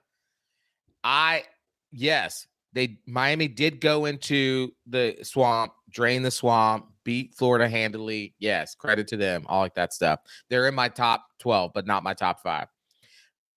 USC walked into that LSU game, and it was a close game for sure, but they looked good. That offense I thought they were going to take a huge step back with Caleb Williams leaving. They did not. And that defense that was giving up points to your grandma's cousin, it is shutting people down now. And LSU is a good offense. Don't get me wrong. LSU always has a good offense. They always have a terrible defense, but they have a good offense, and they held LSU in check for that game. So I actually have USC at number 5. And I actually do have USC pretty high this year. I will say that. For me, man, the only thing with USC on that one, and I'll get to them in a minute whenever I go get to that pick. I do have them in the top 10. I will say that. Yeah. But we always said that if USC could just figure out how to play defense, that team would be a force to be reckoned with. The problem for me is LSU's defense is always hot garbage. And so, you just, that was kind of expected there. Now, I will say that, like, shout out to the College Huddle, a group that we are a part of here at Plant the Spear, has over 70 podcasts covering teams nationwide. So make sure you check out the College Huddle, collegehuddle.com. We had just added a USC podcast coming up recently in the last few weeks, and they were talking when we were kind of, I was actually making a joke. I was like, well, hopefully your defense doesn't get burnt worse than a Lincoln Riley brisket. And he actually said that, like, if the people who were responsible for that bad defense have since been removed and they've made some changes. And so if you can get these guys, he said, if you think USC is going to have a bad defense this year, you're mistaken. And so maybe they have figured something out. Now, I know you like USC. You used to go to some games out there, so I think maybe you might be getting them a little extra love. I will say that I do have them up there. That was it's a neutral site game. It was a neutral site game, too. It was closer to USC, but it's still neutral site. And we know LSU fans travel. The only holdback I have with that, right, is that LSU followed that up with a struggle win against Nicholls State. Now, I know they pulled off late, but that game was close. Right. So I'm thinking, like, if I had to look into my crystal ball of college football, I'm thinking here in about 4 or 5 years, Brian Kelly might be back at Notre Dame. They might be like, look, guys, we messed up, right? We weren't losing to Northern Illinois, and you ain't winning a whole lot at LSU. I know he had the good first year. That might be something that happens in a few years. So that's the only reason that I kind of pump the brakes there. But again, they're pretty close for me right now. I will say the next one. This is one that I'm buying their stock, but it's a little hard to read right now, and that's Ole Miss. I have Ole Miss at number 6. Just because they have a lot of talent on that team, you expect them to be really good. They have absolutely dog walked a couple of teams here. I think like in one of their first games against, again, I understand it's bad teams that they've played, but they come out and they beat Furman 76-0. I think Jackson Dart threw for like 5,000 yards in the first quarter. And then they beat Middle Tennessee 52-3. So they got Wake Forest this week. That's another kind of nothing game. They got Georgia Southern. That's another kind of nothing game. Then they get, like, you're not even going to really know what they are going to be till over halfway through the season. They got to go at South Carolina. I'm not a huge believer in South Carolina. Then you got LSU, Oklahoma, and Georgia coming up later down the season. So we'll find out. They just haven't played anybody yet. But, man, they are massacring teams right now. And so for that reason, I'm going to put them at number 6. Yeah, so I have them at number 6 too, and they're the team that, like, you take all the, how, like, I don't know if you go shopping at Amazon, you find a bunch of stuff you like, you put it in your cart, and you just kind of wait a little bit. You're like, I really want to, but maybe I shouldn't. I'm gonna just leave it in my cart. Well, I have Ole Miss in my cart, but I haven't pushed buy yet because, like you said, they look real good in their first 2 games against Furman and Middle Tennessee State. But they got to go at Wake Forest. It's going to be a blowout. They got Georgia Southern at home. It's going to be a blowout. Yep. I believe they'll beat Kentucky. I think it'll be a blowout. Yep. The South Carolina game might be the first test. And the only reason I say that is because, like you said, South Carolina, that stadium, when they're sold out, that's a different thing. Yeah, and it's in Columbia. It's in Columbia. That might be a first test. And then I would imagine that the game at LSU might be a night game. And we just said, LSU at night. That's a whole different animal. And so, I think that South Carolina LSU kind of 2-week stretch is really going to tell us a lot more about. And I even put Kentucky in there too. That 3-game stretch is really going to tell us a lot about Ole Miss. But yes, I have them at 6. Yeah, and really, man, here's my thing with Ole Miss. Like, I think Kiffin's a good coach. I actually will be mildly concerned if he ends up at Florida, which has been some of the which has been some of the rumors that will be a concern for me. But the reason I just have a hard time buying in with Ole Miss right now, as not like a good 10-win team that dog walks a lot of bad teams, but as that really, like, can they take the next step and play in the SEC championship? You just look back to last year. That was a pretty good team that they had last year. They lost 24-10 to Alabama. It was on the road. But then you go to Georgia and you lose 52-17. Ooh. So, like, again, it's almost like Penn State, right? They win the games they're supposed to and in good fashion. But then they play those real upper tier teams and they get their doors blown off. So, again, like, I'm in a wait and see mode with Ole Miss, but I think this is the best team that they've had under Lane Kiffin. So I'm keeping them in the top 6, but I'm watching them. I'm keeping my eyes on you, Ole Miss. And then number 7, I don't even really want to have them here, but I'm going to put them here. I got Alabama at number 7. And again, man, like I said, I know they're up there in some of the other polls. Again, I got to see what you do type of thing, right? And so that USF game, I know they pulled off in the end. But, man, USF gave them problems last year, but they had, like, the lacrosse player at quarterback. They got all their dudes this year. And that was a one-score game with, like, 7 or 8 minutes left in the fourth quarter. So, again, and it was at home this year. It wasn't in Tampa. That's right. Again, man, like, if you're struggling with Ole Miss with all your dudes, you're not, like, having changes at quarterback, and there were some things you could explain about last year, man, that schedule only gets tougher. So, like, I am on, like, fraud watch with Alabama right now. And I would have to say this. I thought Kalen DeBoer with the 104-12 record or 106 now or whatever it is, I thought he was going to be a home run there. And so we'll see.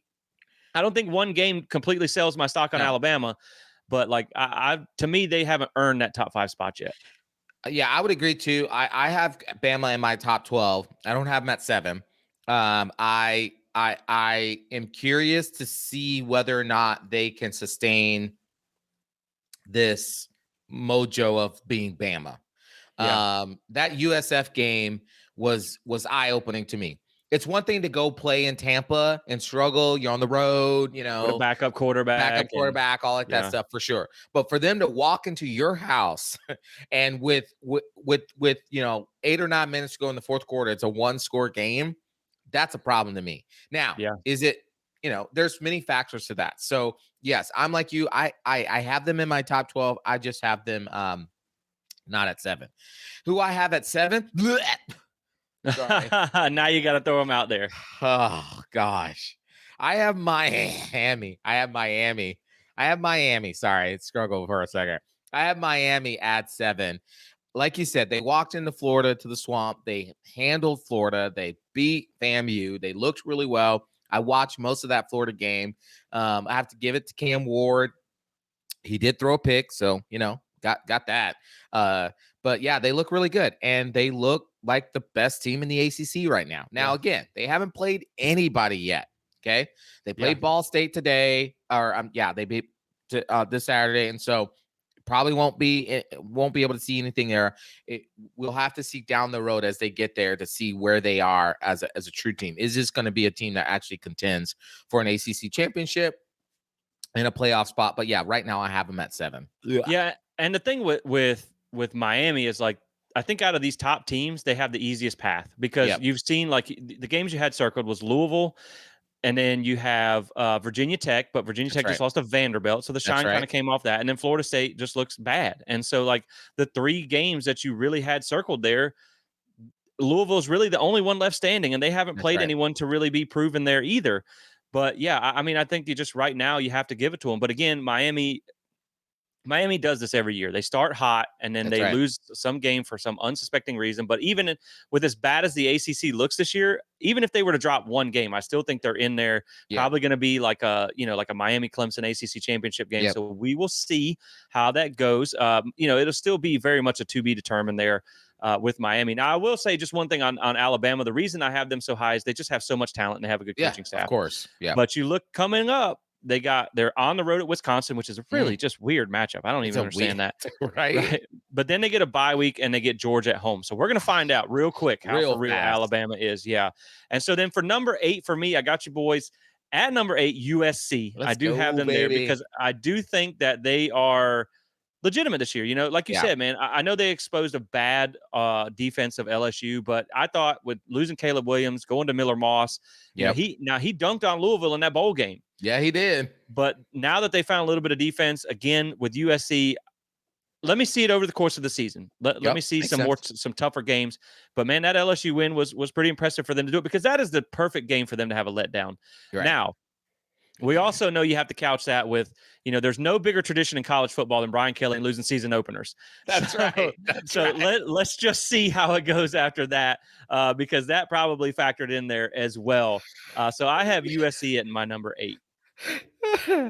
That's right. That man was going through it on the sidelines. He was having a Existential Again? crisis.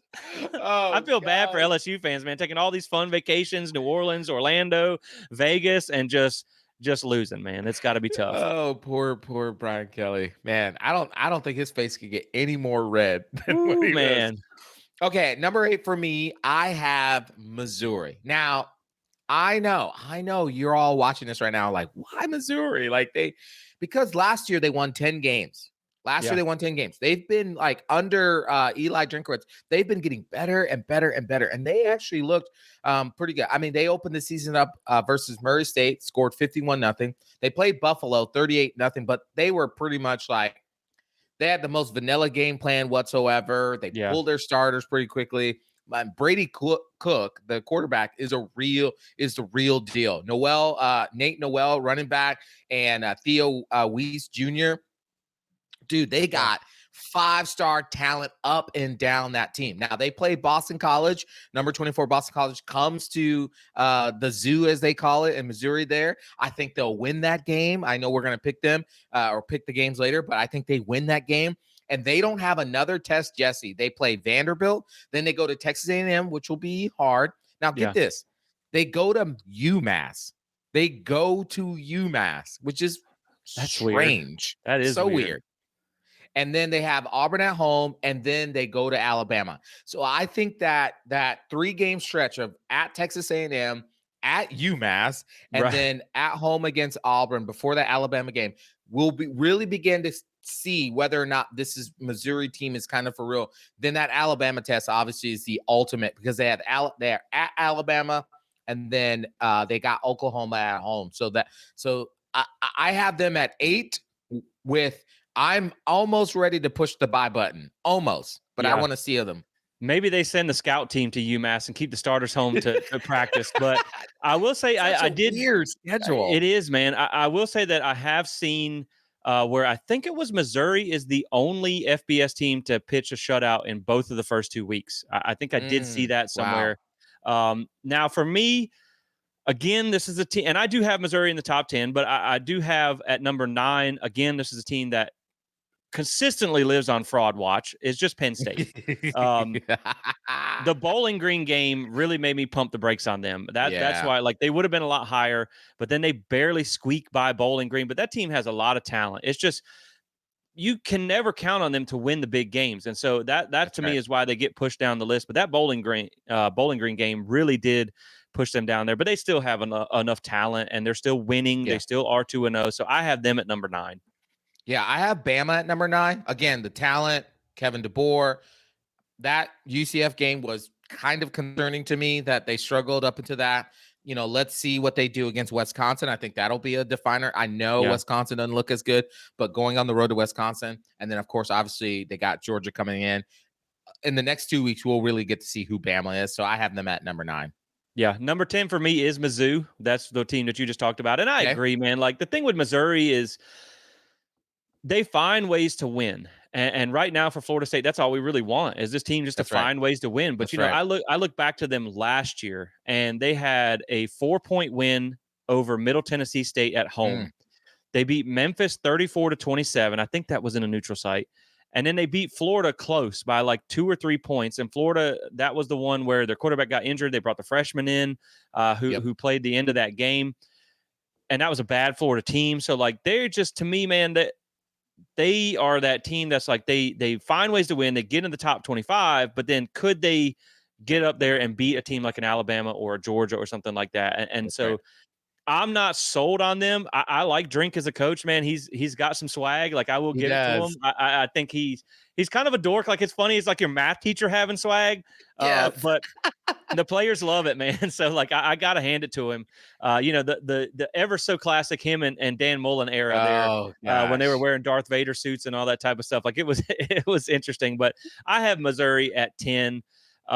Just because, again, they are winning. They do have a good quarterback. They do have some offensive weapons, and the defense is shutting out bad teams. So we'll see how they play out the rest of the year.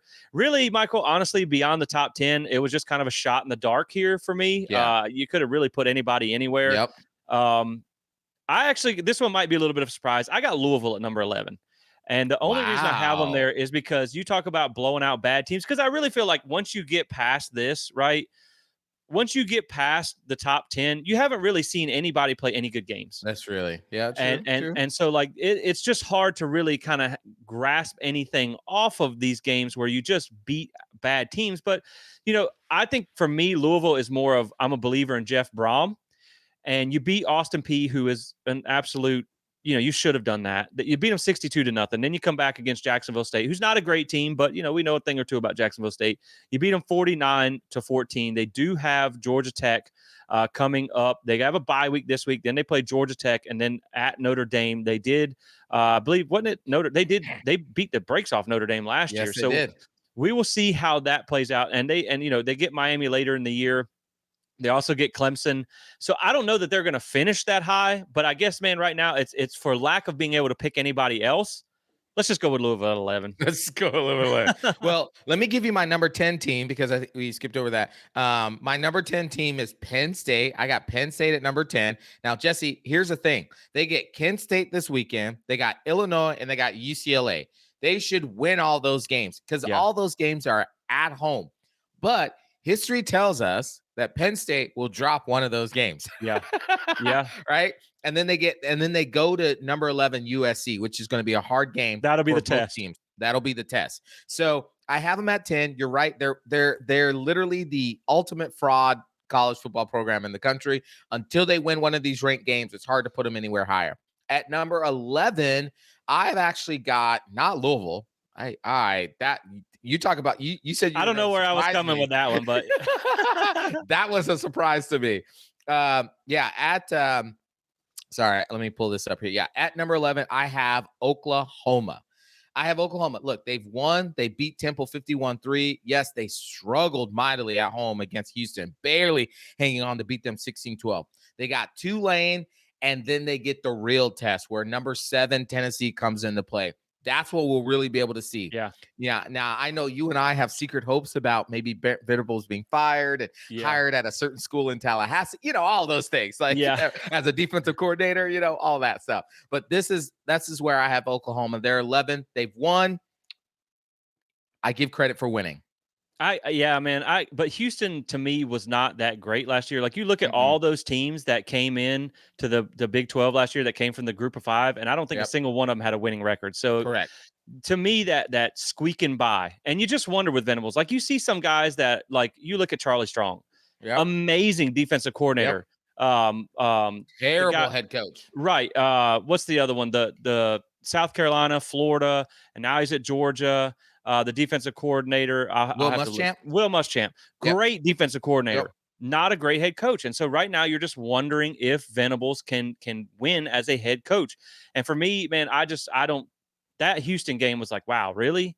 Yeah. You got an SEC schedule coming up. I don't know that I'm buying that. So, but I would put them in the top 15. I would even put a team like Clemson in the top 15 after what they did to App State. Now, I know they got their doors blown off by Georgia, but I think it's also important to remember, like we talked about, when you go 1 through 5 and then you go 10 through 15, you could put 18 spots between 5 and 10. Right. I think it's just, it's different.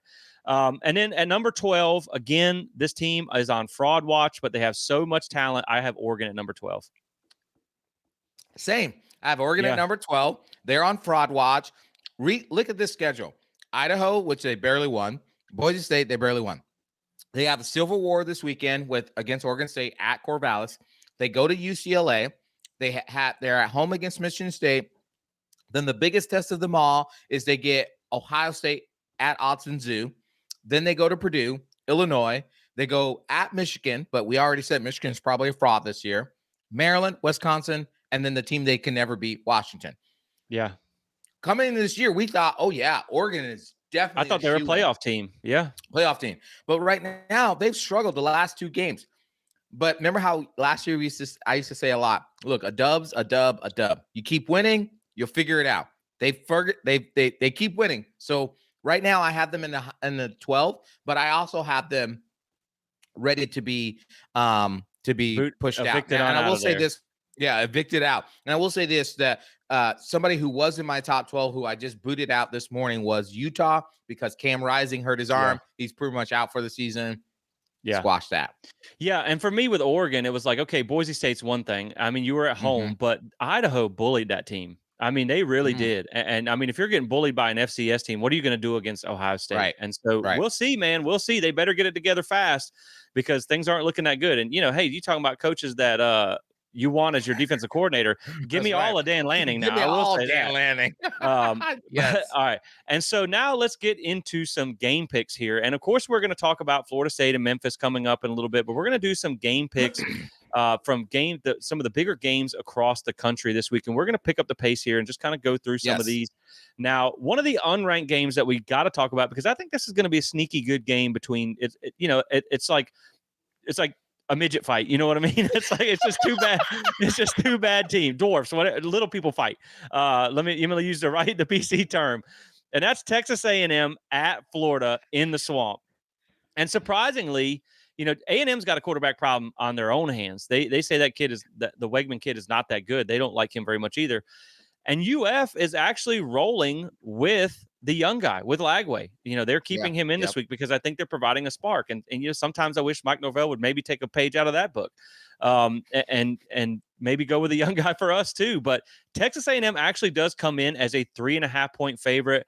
I think your key there is because A&M has a really good defense, which the defense is to be determined because, again, they shut down a bad Notre Dame offense. So how good is that Texas A&M team? But, again, man, I'm a believer in Mike Elko and what he does as a coach and a defensive coordinator against a Florida team that is struggling. So that's a long trip over to Gainesville. You get them inside the swamp. Texas A&M is favored by 3.5. Lagway provides a little bit of a spark, but you have a good defensive coordinator against a young quarterback. I'm going to go with Texas A&M in a close one. Yes, sir. I got A&M. I'm right there with you. I agree. I think Lagway for his first start is going to be excited. You got the crowd behind you, but that defense is really good. And I just think they'll overwhelm him over time. He'll make some mistakes. A&M wins. Yeah. The next up we have is Alabama, number 4, Alabama at Wisconsin. Bama is a 16-point favorite in this one. And this is interesting, man, because I don't think Wisconsin is very good. They squeaked by Cincinnati last week. Now, the interesting thing for Bama is they do have Georgia coming up, but they have a bye week between now and then. And so they don't have to be focused on Georgia. This is all of their focus. Now, I will say Wisconsin can be a tough place to play with jump around and all that type of stuff. But for me, I wonder for Bama, did South Florida expose some things, or do you see this be that get right game, right? Yep. I think Alabama, to me, I think goes on the road, and to me, I think they beat Wisconsin, and they're a 16-point favorite. I kind of want to pick Wisconsin to cover, but I think this is going to be a little bit of a get right game against a Wisconsin team that just really has not been that great the last couple of years. So give me Bama, and I'll take the cover.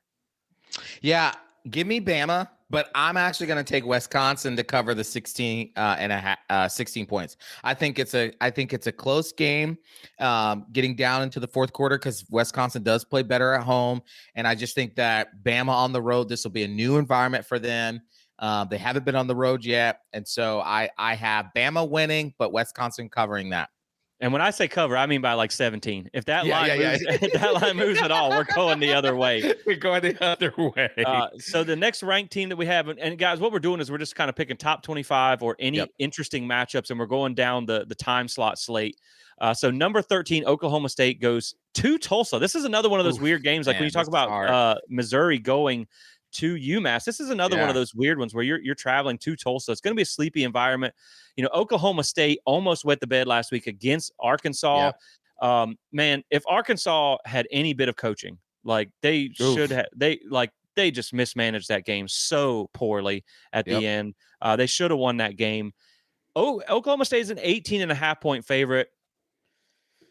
Man, they got that really, really good running back there. 18.5 feels like a lot for a team that's doesn't feel like the number 13 team in the country. Again, Oklahoma State was a team that got blown out by South Alabama last year. I'll take Oklahoma State just because it's Tulsa, man. I could see them covering in this one, but I'm not confident in that cover just because of the way they looked against Arkansas. But I'll take Oklahoma State maybe to even cover because Ollie Gordon is a legitimate running back. And it's Tulsa, man. Yeah, it's Tulsa, but Tulsa has a history of playing Power 5 teams really tough and really tight. It's at home at Tulsa. They're going to be jacked up for this matchup. I'm picking OK State to win the game. I want, if it was in Stillwater, I would take Oklahoma. I'd feel great about them covering. Covering, yeah, but I get nervous about the cover being at Tulsa, even though there's going to be yeah, probably 5,000 fans. yeah, Um, you do feel nervous about it, man. you And do. they did not look good against Arkansas, but They did Arkansas was not. supposedly on paper supposed to be improved this year. So yeah, I have OK State winning, and yeah, I don't know. I don't know what I'll do with the point spread. Yeah, we'll just go to be determined there. Yeah, to be Um, determined. all right, and so the next one here we have number 16 LSU at South Carolina. Game day is in town. That's going to be a crazy environment. LSU is a 6.5-point favorite. Again, coming off a loss there to USC and then a struggle win against Nicholls State. South Carolina had a struggle win to open against Old Dominion at home. I was ready to fully jump off the South Carolina bandwagon, which I was never on to begin with. But they have a couple of good players there that I would sure like to see end up in Garnet and Gold next year. And then I thought maybe we'd be scouting the farm team. I thought Shane Beamer would be on the hot seat. He's already on the hot seat, but I thought he'd be looking to get fired. And then they absolutely smoked Kentucky on the road. Now, we know the show that likes to kind of steal our idea what we're doing here, the fraud game day. They have their super dog pick, and so we're gonna go with super cat pick. We're gonna do something a little bit different here. The Undercats, and so this is gonna be my super cat pick. I'm gonna go with South Carolina in that crazy environment because, man, I'm telling you, these fans are crazy. Upset. And then you bring in game day, it's going to be a wild environment. I think LSU doesn't have very much of a defense. I don't think LSU or South Carolina is a great team, but I think you hope they don't ride the high off Kentucky and it distracts them in this game. Or whatever. Sometimes you see that hangover. But man, I'm gonna go with my super cat here, and I'm gonna go for the outright upset. I think South Carolina might upset LSU there. Now, if LSU wins, I still would probably take South Carolina to cover in a very close one there. But man, you know what? Give me South Carolina. Wow. Okay, man. I'm not confident in that. Yeah. But. Listen, no, I get it. It's in Columbia. Like you said, that stadium is wild. It's crazy. It's going to be LSU.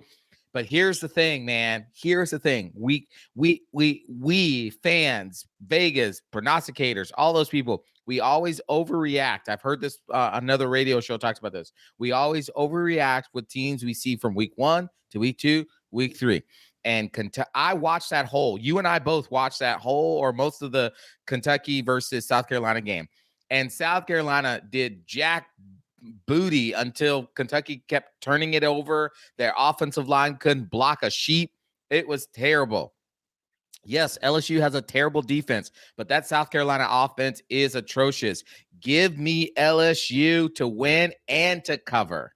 I like it. Okay, we'll see what that Lenore Sellers guy does. I mean, he's more of a runner than a passer, but if you can expose that defense a little bit, we'll see, man. Up next is Michigan looking for a rebound against Arkansas State. They're number 17 still. Michigan's a 23-point favorite. Look, Arkansas State's not great, and shout out Arkansas State because that's where James Blackman went. Yep. Right now, man, it's hard for me to pick Michigan State to score 23 points to even cover that. That offense looks so incredibly bad. I am going to take Michigan to win. I really don't even know much about Arkansas State, and that's the hard part when they play some of these, lower level teams. You just really don't know much about the other team and what they got. Right. But looking them up real quick, they beat Central Arkansas. Shout out. I believe that was Mike Rovell's old team. Yep, that's 34-31. Right. Tulsa, they beat Tulsa 28-24. Oh, they beat Tulsa. Oh, wow. Okay. They did beat Tulsa. I'll take Michigan, and I think they win but I'm not going to pick Michigan to cover because, man, that offense is bad. Now, they should cover. Lord knows they should cover. But, give me Michigan, obviously, to win. But I'll take them by 21. Okay. Yeah, I got Michigan here. I don't have them covering. I have Ark State keeping it closer than the 23 points there. So Michigan to win, but not to cover. All right. Up next, we already talked about this game a little bit. Number 24, Boston College at number 6, Mizzou. Now, here's the thing. I think Boston College and Georgia Tech got the same treatment, right? They got entirely too much credit for beating Florida State. That's right. I understand why they did it because Florida State was supposed to be a good team. Turns out we are not. That's right. So talking about Florida State, I think they got too much credit there. But I think BC, man, for me, BC, I think Thomas Castellanos can be a game changer, right? Yes, you can. I am also a believer in that coaching staff. I think Bill O'Brien is going to do well at Boston College. I think Missouri at home, we already talked about Missouri, how some of the reasons I think they play really close games. I think Missouri does get the win here, but they're a 15.5 point favorite. And I don't feel comfortable laying that number. Mm. I think Missouri wins, BC covers. Ooh, okay. I got Missouri winning and I got Missouri covering. I think Missouri at home. I think Boston College is on this high. They think they're the biggest, baddest walking eagle around here because they beat Florida State, and they're going to come. They're going to sit down in that field, and then these Tigers are going to pounce on them, and they're going to pluck their feathers to the score, probably 21 points or more. I got Missouri covering. I think we were going to have like a lock of the week, and I forgot to say mine. I think that might be my lock of the week. I just don't feel Okay. good about them covering in Okay. that one. Now, the next one, this one is number 9, Oregon State, or excuse me, Hey. number 9, Oregon at Oregon State. Oregon is a 16-point favorite on the road. Oregon hasn't beat an FCS team or Boise State by 16 points. So that feels like a pretty heavy number. Now, Right. this one might just be somebody's super cat pick. So I'm going to let you talk about this one. For me, I will maybe give the edge to Oregon to win, but I don't think they're going to cover that number. Man, I'm telling you right now, you don't play Idaho 24-14. That's a game you should have scored 87. Go call South Alabama and ask them how they scored 87 points. Yeah. You should have scored 87 points on Idaho. That Boise State game, Boise's is good, but they nowhere are 34 points good, Oregon. Okay. So for me, I have Oregon winning, but this is my super cat prediction. Oregon State keeps it close. It might come down to a game-winning field goal. It might come down to an interception. There's no way Oregon State's getting blown out at home in Corvallis against their number one rival. This is my super cat pick. I like it. And I don't know who Oregon State's quarterback is, but maybe we could swap them out with the old Oregon State quarterback that we got. Send them on. If they lose, send them back. Up next, there's not much to talk about this one. Ball State at number 10, Miami. Miami gets a big point advantage here, 36.5. But with that being said, I think Miami covers. You know, they snuck that cover in against FAMU last week. And you know what's crazy, man? I will say one thing that Miami, Mario Cristobal, listen, you have a history of dumb coaching decisions. They left Cam Ward in entirely too long against FAMU. You are taking risks that you don't need to take. So, I mean, hey, do what you want, man. But Right. I think Miami covers in this one just because it seems like they're trying to maybe get that team gelled, and they're leaving their starters in entirely too long. But give me Miami to cover at home. Yeah, give me Miami to cover. Move on. Tulane at number 15 OU. And I think this is a sneaky game. You know, Tulane almost upset Kansas State last week. And then Oklahoma almost laid the egg against Houston. Now you are at Oklahoma.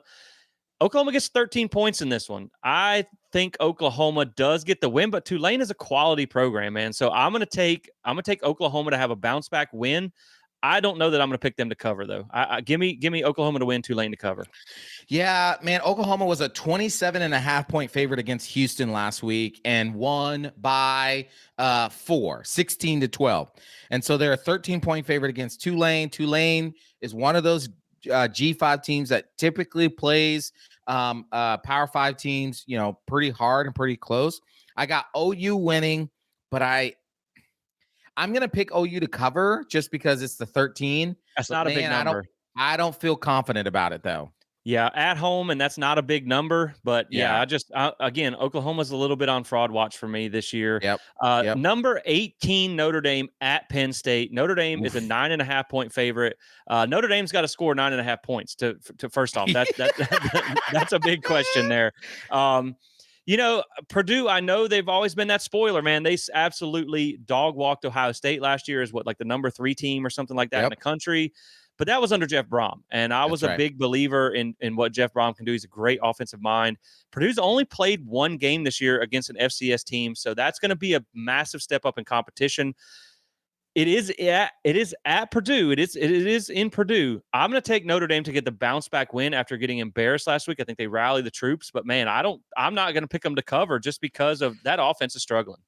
Yeah, I'm the same. I'm totally saying until I can see Notre Dame consistently score more than 20 points a game, It's hard for me to want to pick them to cover this 9.5. I do think they go on the road. I do think they win. Now, yes, you have to caveat that they lost at home to Northern Illinois, so they are on upset alert for sure. But I think they bounce back, they win, but I'm not going to pick them to cover. Yeah, and a sneaky game that we put in here that's not ranked, West Virginia at Pitt. And really, you can't even talk about the spread here because it's 1 point and it's at Pitt. This is a really, really close game here. This is kind of an old school, the backyard brawl, I think they call it. It's two teams that are kind of reeling right now. You know, Pitt's coming off that terrible season last year. West Virginia has already lost to Penn State. West Virginia, man, it's just one of those where like you feel like they're going to have a breakthrough year and then they don't. To me, I'm going to go with the home field advantage and I'm going to take Pitt in this one. And I think that 1 point, even when we looked at the ESPN matchup predictor, it was like 52% Pitt. I'll just take Pitt in the home field advantage, man. But this is literally the definition of a toss up. Yeah. Well, man, this is only the third game that Pitt and West Virginia have played since 2022. They when Pitt went to the ACC and West Virginia was in 50 million different conferences, but Big 12, they stopped playing the game for a while. Pitt actually owns the series 62-41. West Virginia won last year. So I'm going to go with West Virginia. West Virginia gets the win, and they cover since it's a 1 point spread. Right. Now, if you talk about bucket list experiences in college football, I want to go see Country Roads one time. Oh, that would be fun. I have seen them play. I saw West Virginia, Maryland in the Gator Bowl like a long, long time ago, and so I did hear them sing it there. But man, that would be kind of cool. Go to Morgantown and sing Country Roads. Number 12, Utah at Utah State. Utah is an 18-point favorite. Man, Cam Rising is out. This guy, he just cannot stay healthy. Utah typically has a good defense. I'm not even sure who they're going to at quarterback. Last year they used 2 or 3 different guys in relief of Cam Rising, but they were able to beat Florida last year. It's weird that they go at Utah State. I'm going to take Utah to win here. I don't really feel good about picking them to cover, but being on the road with a good defense, I think it will be a lower scoring game. So I'll take Utah. Maybe give me Utah State to cover. I'm not a big believer in Utah State, but man, again, like when you lose your starting quarterback and you're on the road, that's always tough. And this is the first game that he's been out, so it's going to be the first start for the new guy. So give me Utah. Now, don't get me wrong, I could see Utah winning this one handily because I think they could very well shut out Utah State. Yep. Yeah. Well, I'm going to go Utah to win and Utah to cover because I watched USC run roughshod against Utah State. They have no pressure, no defensive line, no corners that can guard that. If they can just run, if Utah can run the ball, they will put up tons of points. And Utah State's offense is nothing to write home about. So I'm taking Utah, even with Cam Rising out, to win the game and to cover the 20 or the 18 points. All right, you've convinced me. Give me Utah to cover too. Why not? Why not? That defense is good. They might not even move the ball. What should probably be a little bit of a bloodbath in this next one is number 5 Ole Miss at Wake Forest. Wake Forest, again, that's a sleepy little stadium. Now, I've actually been to a game at Wake Forest. That's actually a nice little stadium, but it is nothing. Right. It is nothing like what Ole Miss is used to playing in. So the environment isn't going to make a difference there. At least Ole Miss is playing a Power 5 team this week, so you get to see how they do. They were Wake Forest and Virginia were in like a struggle fest of the bottom of the ACC. Now, hey, we're on the bottom of the ACC too, but so true. They ended up dropping that one to Virginia last week. Ole Miss is a 21.5-point favorite. I'm taking Ole Miss, and I'm taking Ole Miss to cover. I think that the Sam Hartman era is over at Wake Forest, and so is the fun times. Yes, give me Ole Miss. Give me Ole Miss to cover. And I think, to be honest, man, Dave Doran deserves all of that because when he had Sam Hartman, boy, he was. I don't think his head would fit through a doorway, and so now it's not it's Dave like, Doran. Dave Doran, not Dave. Whatever his name is. Whatever his name is. God, yeah, whatever. Dave Doran is an NC State. Clawson. The Daves of the ACC. Yeah. They're all arrogant jerks. So, the Daves of the ACC Daves. One sneaky game that I threw in here on Michael that we weren't even going to talk about. Okay. And that's Virginia Tech at Old Dominion. Now, these two teams have traded off victories the last 5 years. Last year, Virginia Tech snuck out the win. The year before that, Old Dominion snuck out the win. This is a big one, man. How is Virginia Tech going to respond? Now, I know they got a win last week over Marshall. It didn't look great, but they lost to Vandy in week 1. Vandy's getting 15 points on the road at Old Dominion. I thought Virginia Tech was going to be a good team this year, but man, it's not looked great. So I'm going to take Virginia Tech to win, but man, they should cover in this one. But that 15 number makes me a little nervous. I think maybe they win by 14. Because also keep in mind, I will say Old Dominion is the team that South Carolina struggled with in week 1. They won by 4 points. It's true, man. And you said Virginia Tech's on the road? On the road. You know they don't play well on the road. Oof, man. See, this one makes me want to pick the outright upset. Just Yeah. what I saw against Vandy. It makes me want to pick the outright upset. Yeah. I'm gonna take Virginia Tech to win. I'm gonna take Old Dominion to cover, though.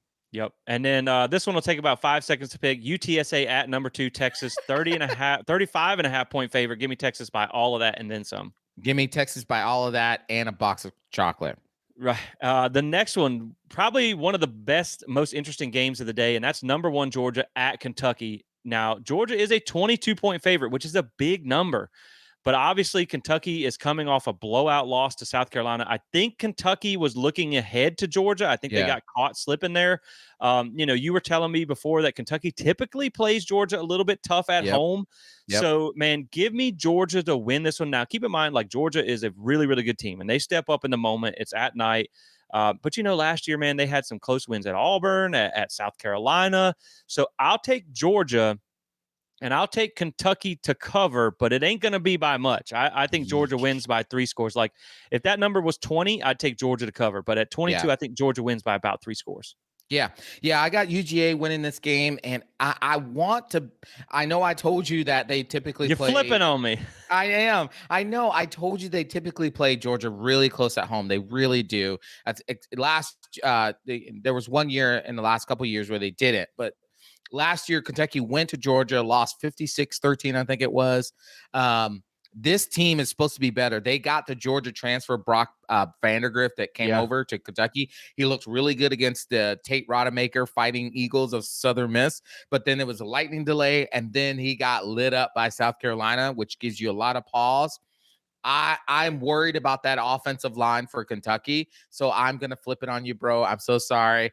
Give me Georgia and a box of chocolates. They're covering that thing. Not so fast, my friend. So, but yeah, no, I had originally, it's funny because we actually traded positions. I originally told you that I thought Georgia was going to absolutely dog walk Kentucky. But we'll see, man. I definitely think they did beat Clemson by 31, and then they got off to a little bit of a slow start the last week against Tennessee Tech, and then they opened things up. But I mean, the thing is, like, I could see Georgia winning this one by 40. I really could. Oh, yeah. I could see them absolutely laying Kentucky out. If it was in Athens, maybe I'd take them to cover and then some. Yes. Northern Iowa at Nebraska, 27.5 point favorite. I'll take Nebraska and the points. Raiola looks good. I know they only put up 28 on Colorado's defense last week. Colorado's defense is terrible still, but this is Northern Iowa. So give me Nebraska and the points. Give me Nebraska. Give me the points. Raiola looked great. And that place gets sold out, 398 consecutive sellouts. They win that game. And one of the interesting ones that we just kind of hinted at, Colorado at Colorado State. And remember, this was a really, really good game last year. This was one where, like, they won in a like overtime triple slugfest. Like, this went all 10 rounds in the boxing match, and it actually got Colorado a little bit hyped up for something that was like, I don't understand why. Yeah. Colorado is a 7-point favorite in this one. To me, I think Colorado should win and cover. But, man, you have, like, some drama going on right now. You have a lot of disbelief within that program. You have quarterbacks calling out the offensive line. It just, man, you can feel the wheels coming off at Colorado. I am going to take Colorado to win this game because of the athletes, the couple athletes that they have. But, man, I think it's going to be a close one. Give me Colorado State to cover. Man, Jesse, oh, gosh.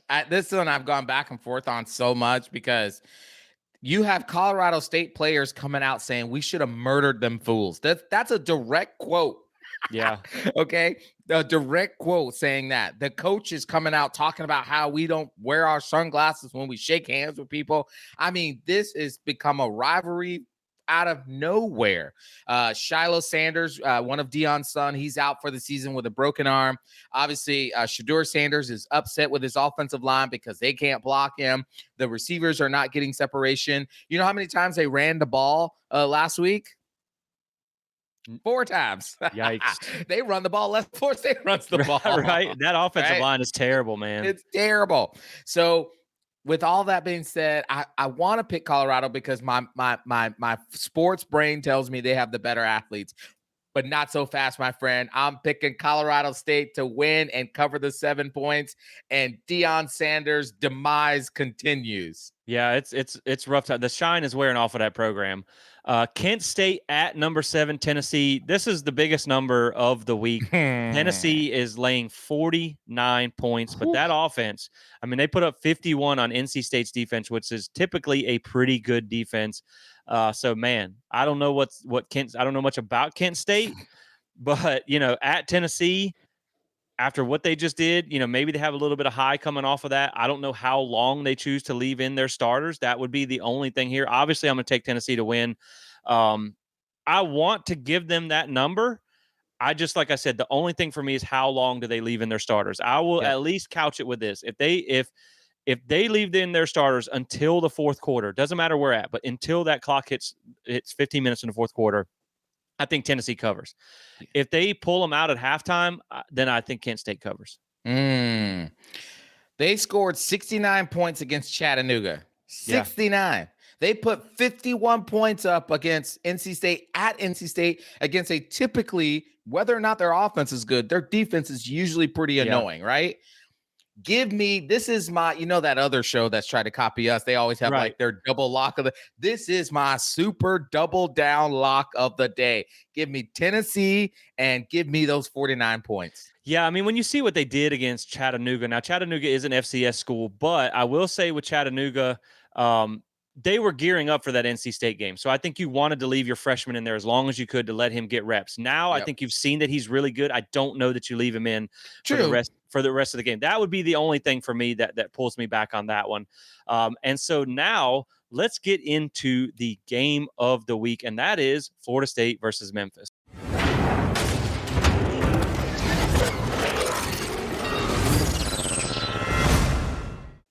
All right, Michael, let's talk about this one here. And before we get into that, I do want to let you know, if you are going to be in Tallahassee for this game, first off, hydrate. It's noon. It's going to be hot. We need you there early. We need you loud. We need every advantage that we can. But make sure on the way in, you stop by Alumni Hall FSU, which is one of our main sponsors here. They've supported us for the last couple of years. And you guys know, no matter what's going on with the season, there's never any doubt that they have all the gear that you want. They have tons of hats, shirts, jerseys, everything you need for the game day. So make sure you stop by Alumni Hall, 1415 Timberlane Road in Tallahassee. Tell them we sent you. Use code SPEAR to get 10% off and load up on some FSU gear. So we appreciate you guys supporting those that support us. That's Alumni Hall FSU. So let's talk about this, man. We're going to spend a few more minutes previewing this game. So this one I think is nervous, right? Florida State, last I checked, was a 6.5 point favorite at home. It's a noon game. The things that make me a little bit nervous about this one, other than everything we've seen from FSU so far this season, it is that noon game, man. You worry about them coming out flat. How excited is the fan base for this one? Look, I can't make it to this game. I've been trying to sell my tickets to this game, and I might be able to get a Happy Meal by the time I'm done with what I'm trying to get. So I don't know how much of the crowd is even going to be into this game. I hate to admit that, but it's the truth. But I feel like this can be a get-right game for Florida State, right? Memphis is a very well-coached team. They are led by a veteran quarterback. This kid, Seth Hennigan, has started all 4 years for them. He's thrown for over 3,000 yards in all 4 seasons. He is a veteran leader. He is not going to beat himself. He does not make a lot of mistakes. Now, I watched their game against Troy. We know they came out game 1. They beat Northern Alabama 40-0. Northern Alabama, an FCS team that we pretty much hate now after last year. They were a 38.5 point favorite, won by 40. They did what they were supposed to do. Now, granted, they say good teams win, great teams cover. They covered both games. Then they come out and they hammer Troy in that one. And so they've done what they were supposed to do, right? But then you look at that Troy game. I mean, yes, they won that game 38-17. Northern Alabama is an 0-3 FCS team. Troy is an 0-2 Sun Belt team. They won a lot of games. They were the back-to-back Sun Belt champions. So that win on paper looks pretty good. They were a 19.5 point favorite, won by 21. Did what they were supposed to do there. Troy was 129th in returning production this year. They lost basically everybody. It is a rebuild year for them. Then going into that game, Troy loses their starting quarterback at the beginning of the second quarter. They were already without their starting center and their starting running back for the first half. There's a couple controversial penalties and things like that, and a fumble that went that way. So that game maybe looks a little bit worse than what it would have. I don't know if that they would have covered had they not lost their quarterback. So to me, again, man, when I look at the Northern Alabama game, they only ran for like 50-something yards and 2.3 yards per carry. Now, granted, whether they ran the ball a lot or not, whether their game plan was to pass, they still ran like 20-something times and only averaged 2.3 yards per carry. So that's not good by any stretch of the means. But then they come out and run for over 200 against Troy. That's right. Troy also gave up 214 rush yards to Nevada in game one. So their rush defense is bad. So for me, I think in this one, the key is going to be Florida State winning the battle in the trenches. Yeah. Now, when you look at that offense for Memphis, they have the veteran quarterback like we talked about. They got a couple good receivers, Rock Taylor, Demir Blankumsey. That's another guy. They got two big tight ends that they like to use. Their running back was South Carolina's leading rusher last year. They have lost Sutton Smith, their other lead back for the season. He is out. They got some offensive weapons. They got a very experienced offensive line. Every one of them has had over 1,000 snaps of experience. Two have over 2,000 snaps of experience. It is their a lot of 3 out of 5's first year at Memphis, so they're kind of gelling. I think that's why you saw the numbers get a lot better from game one to game two. They're going to score some points. They've scored 20 points in 29 consecutive games, the longest active streak in FBS. The problem for me is picking Florida State to win a game that you got to score. Probably, I would have to estimate you got to get mid to deep 20s here, close to 30 to win this game. Yeah. On the flip side, where I feel better about this game, Memphis's defense was 95th in scoring defense last year. They do have a new defensive coordinator, but he was promoted from within, so it's probably a lot of the same scheme. They run a 3-3-5 defense. The defense is not particularly great. They have a solid linebacking crew led by a returning starter and Tennessee's actual leading tackler from last year transferred in. So they got some good guys. Their secondary is not bad. They are all like fifth-year guys across the board in the secondary, fourth or fifth-year guys. They have a ton of experience on that side of the ball. I was not blown away by their defensive line. And just when I watched the game, they didn't look dominant. But again, this is a team that is going to be hungry to come in. They smell blood in the water. They are going to try to come in here and beat a struggling Florida State team. Right. So it's going to be, to me, the thing to watch in this game. Our defense has been bad too. Can we score on that Memphis defense? That is going to be the biggest question in this one. For me, the reason I give Florida State a chance in this game, you're coming off a bye week. I think you had a chance to clean some things up, and I think there are things for this Florida State team that could be cleaned up. Will it happen in time? I just don't know. Right. Now, DJ is still the starter quarterback. That makes you nervous. Jalen Lucas is out. That makes you feel worse. Makes you feel worse. But you do get Hakeem Williams back.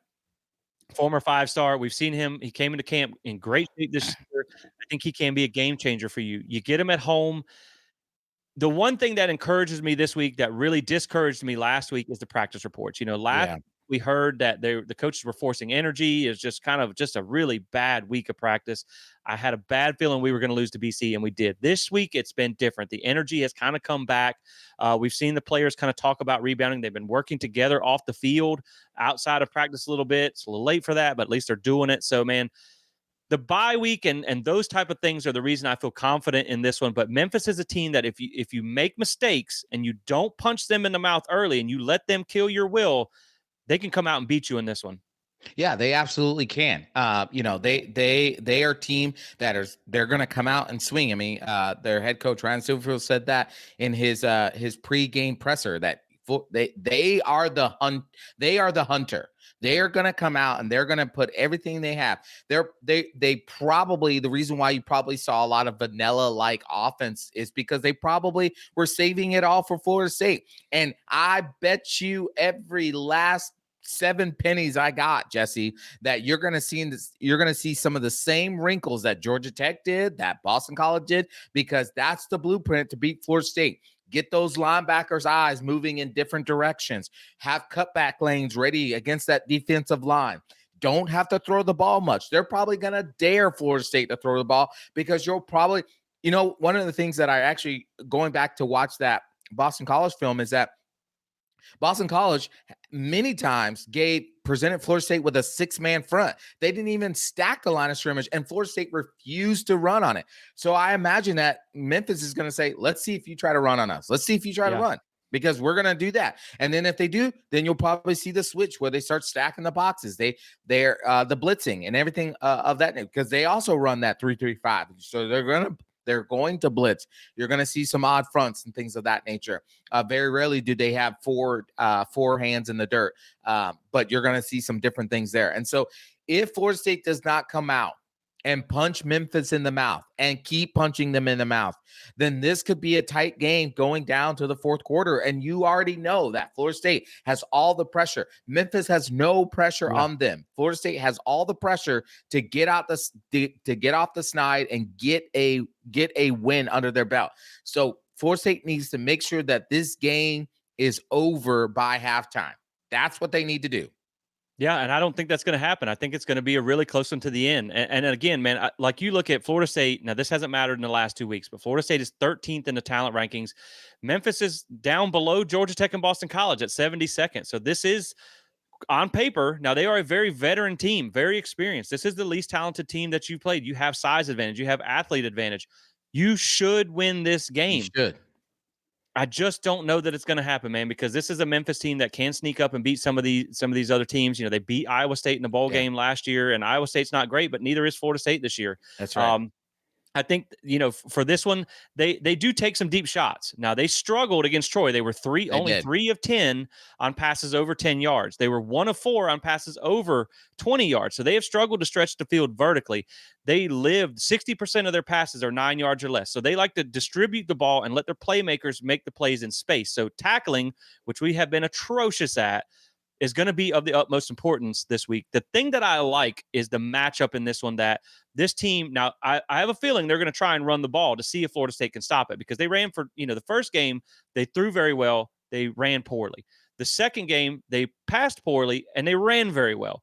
So I think they're going to test the waters. Can we just do what the first two teams did and just run down their throat and win the game that way and then throw it as needed?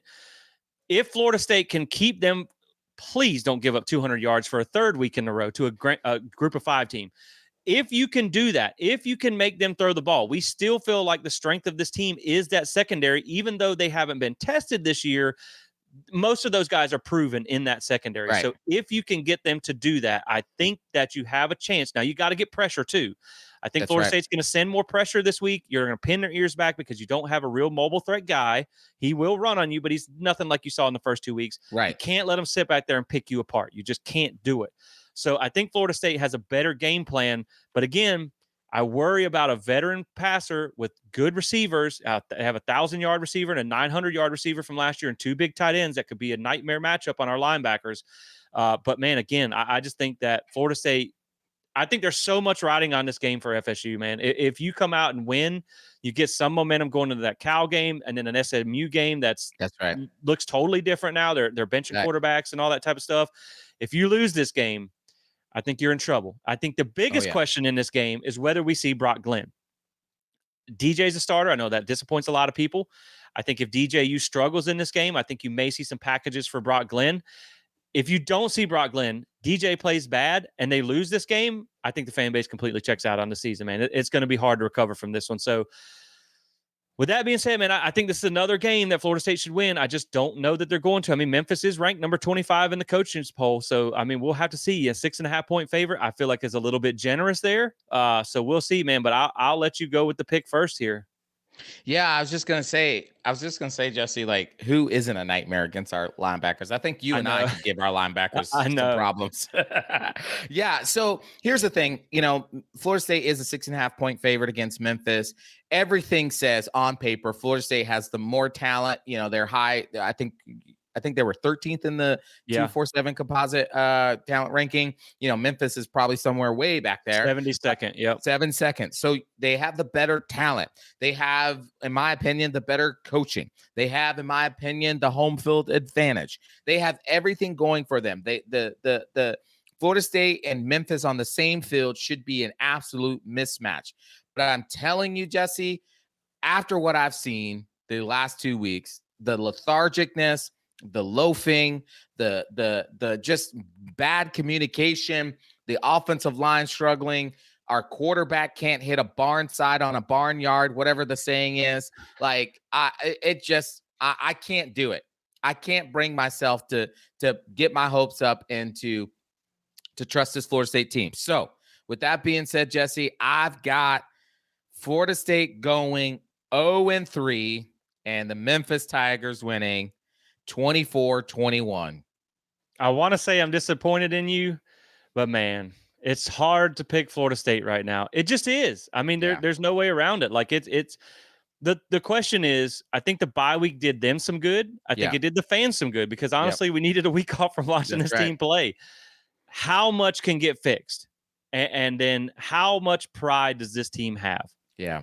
Like at what point do they pick themselves up or look themselves in the mirror and go, guys, I mean, regardless of how we're playing, this is Florida State. We have That's the right. advantage. We should win these games.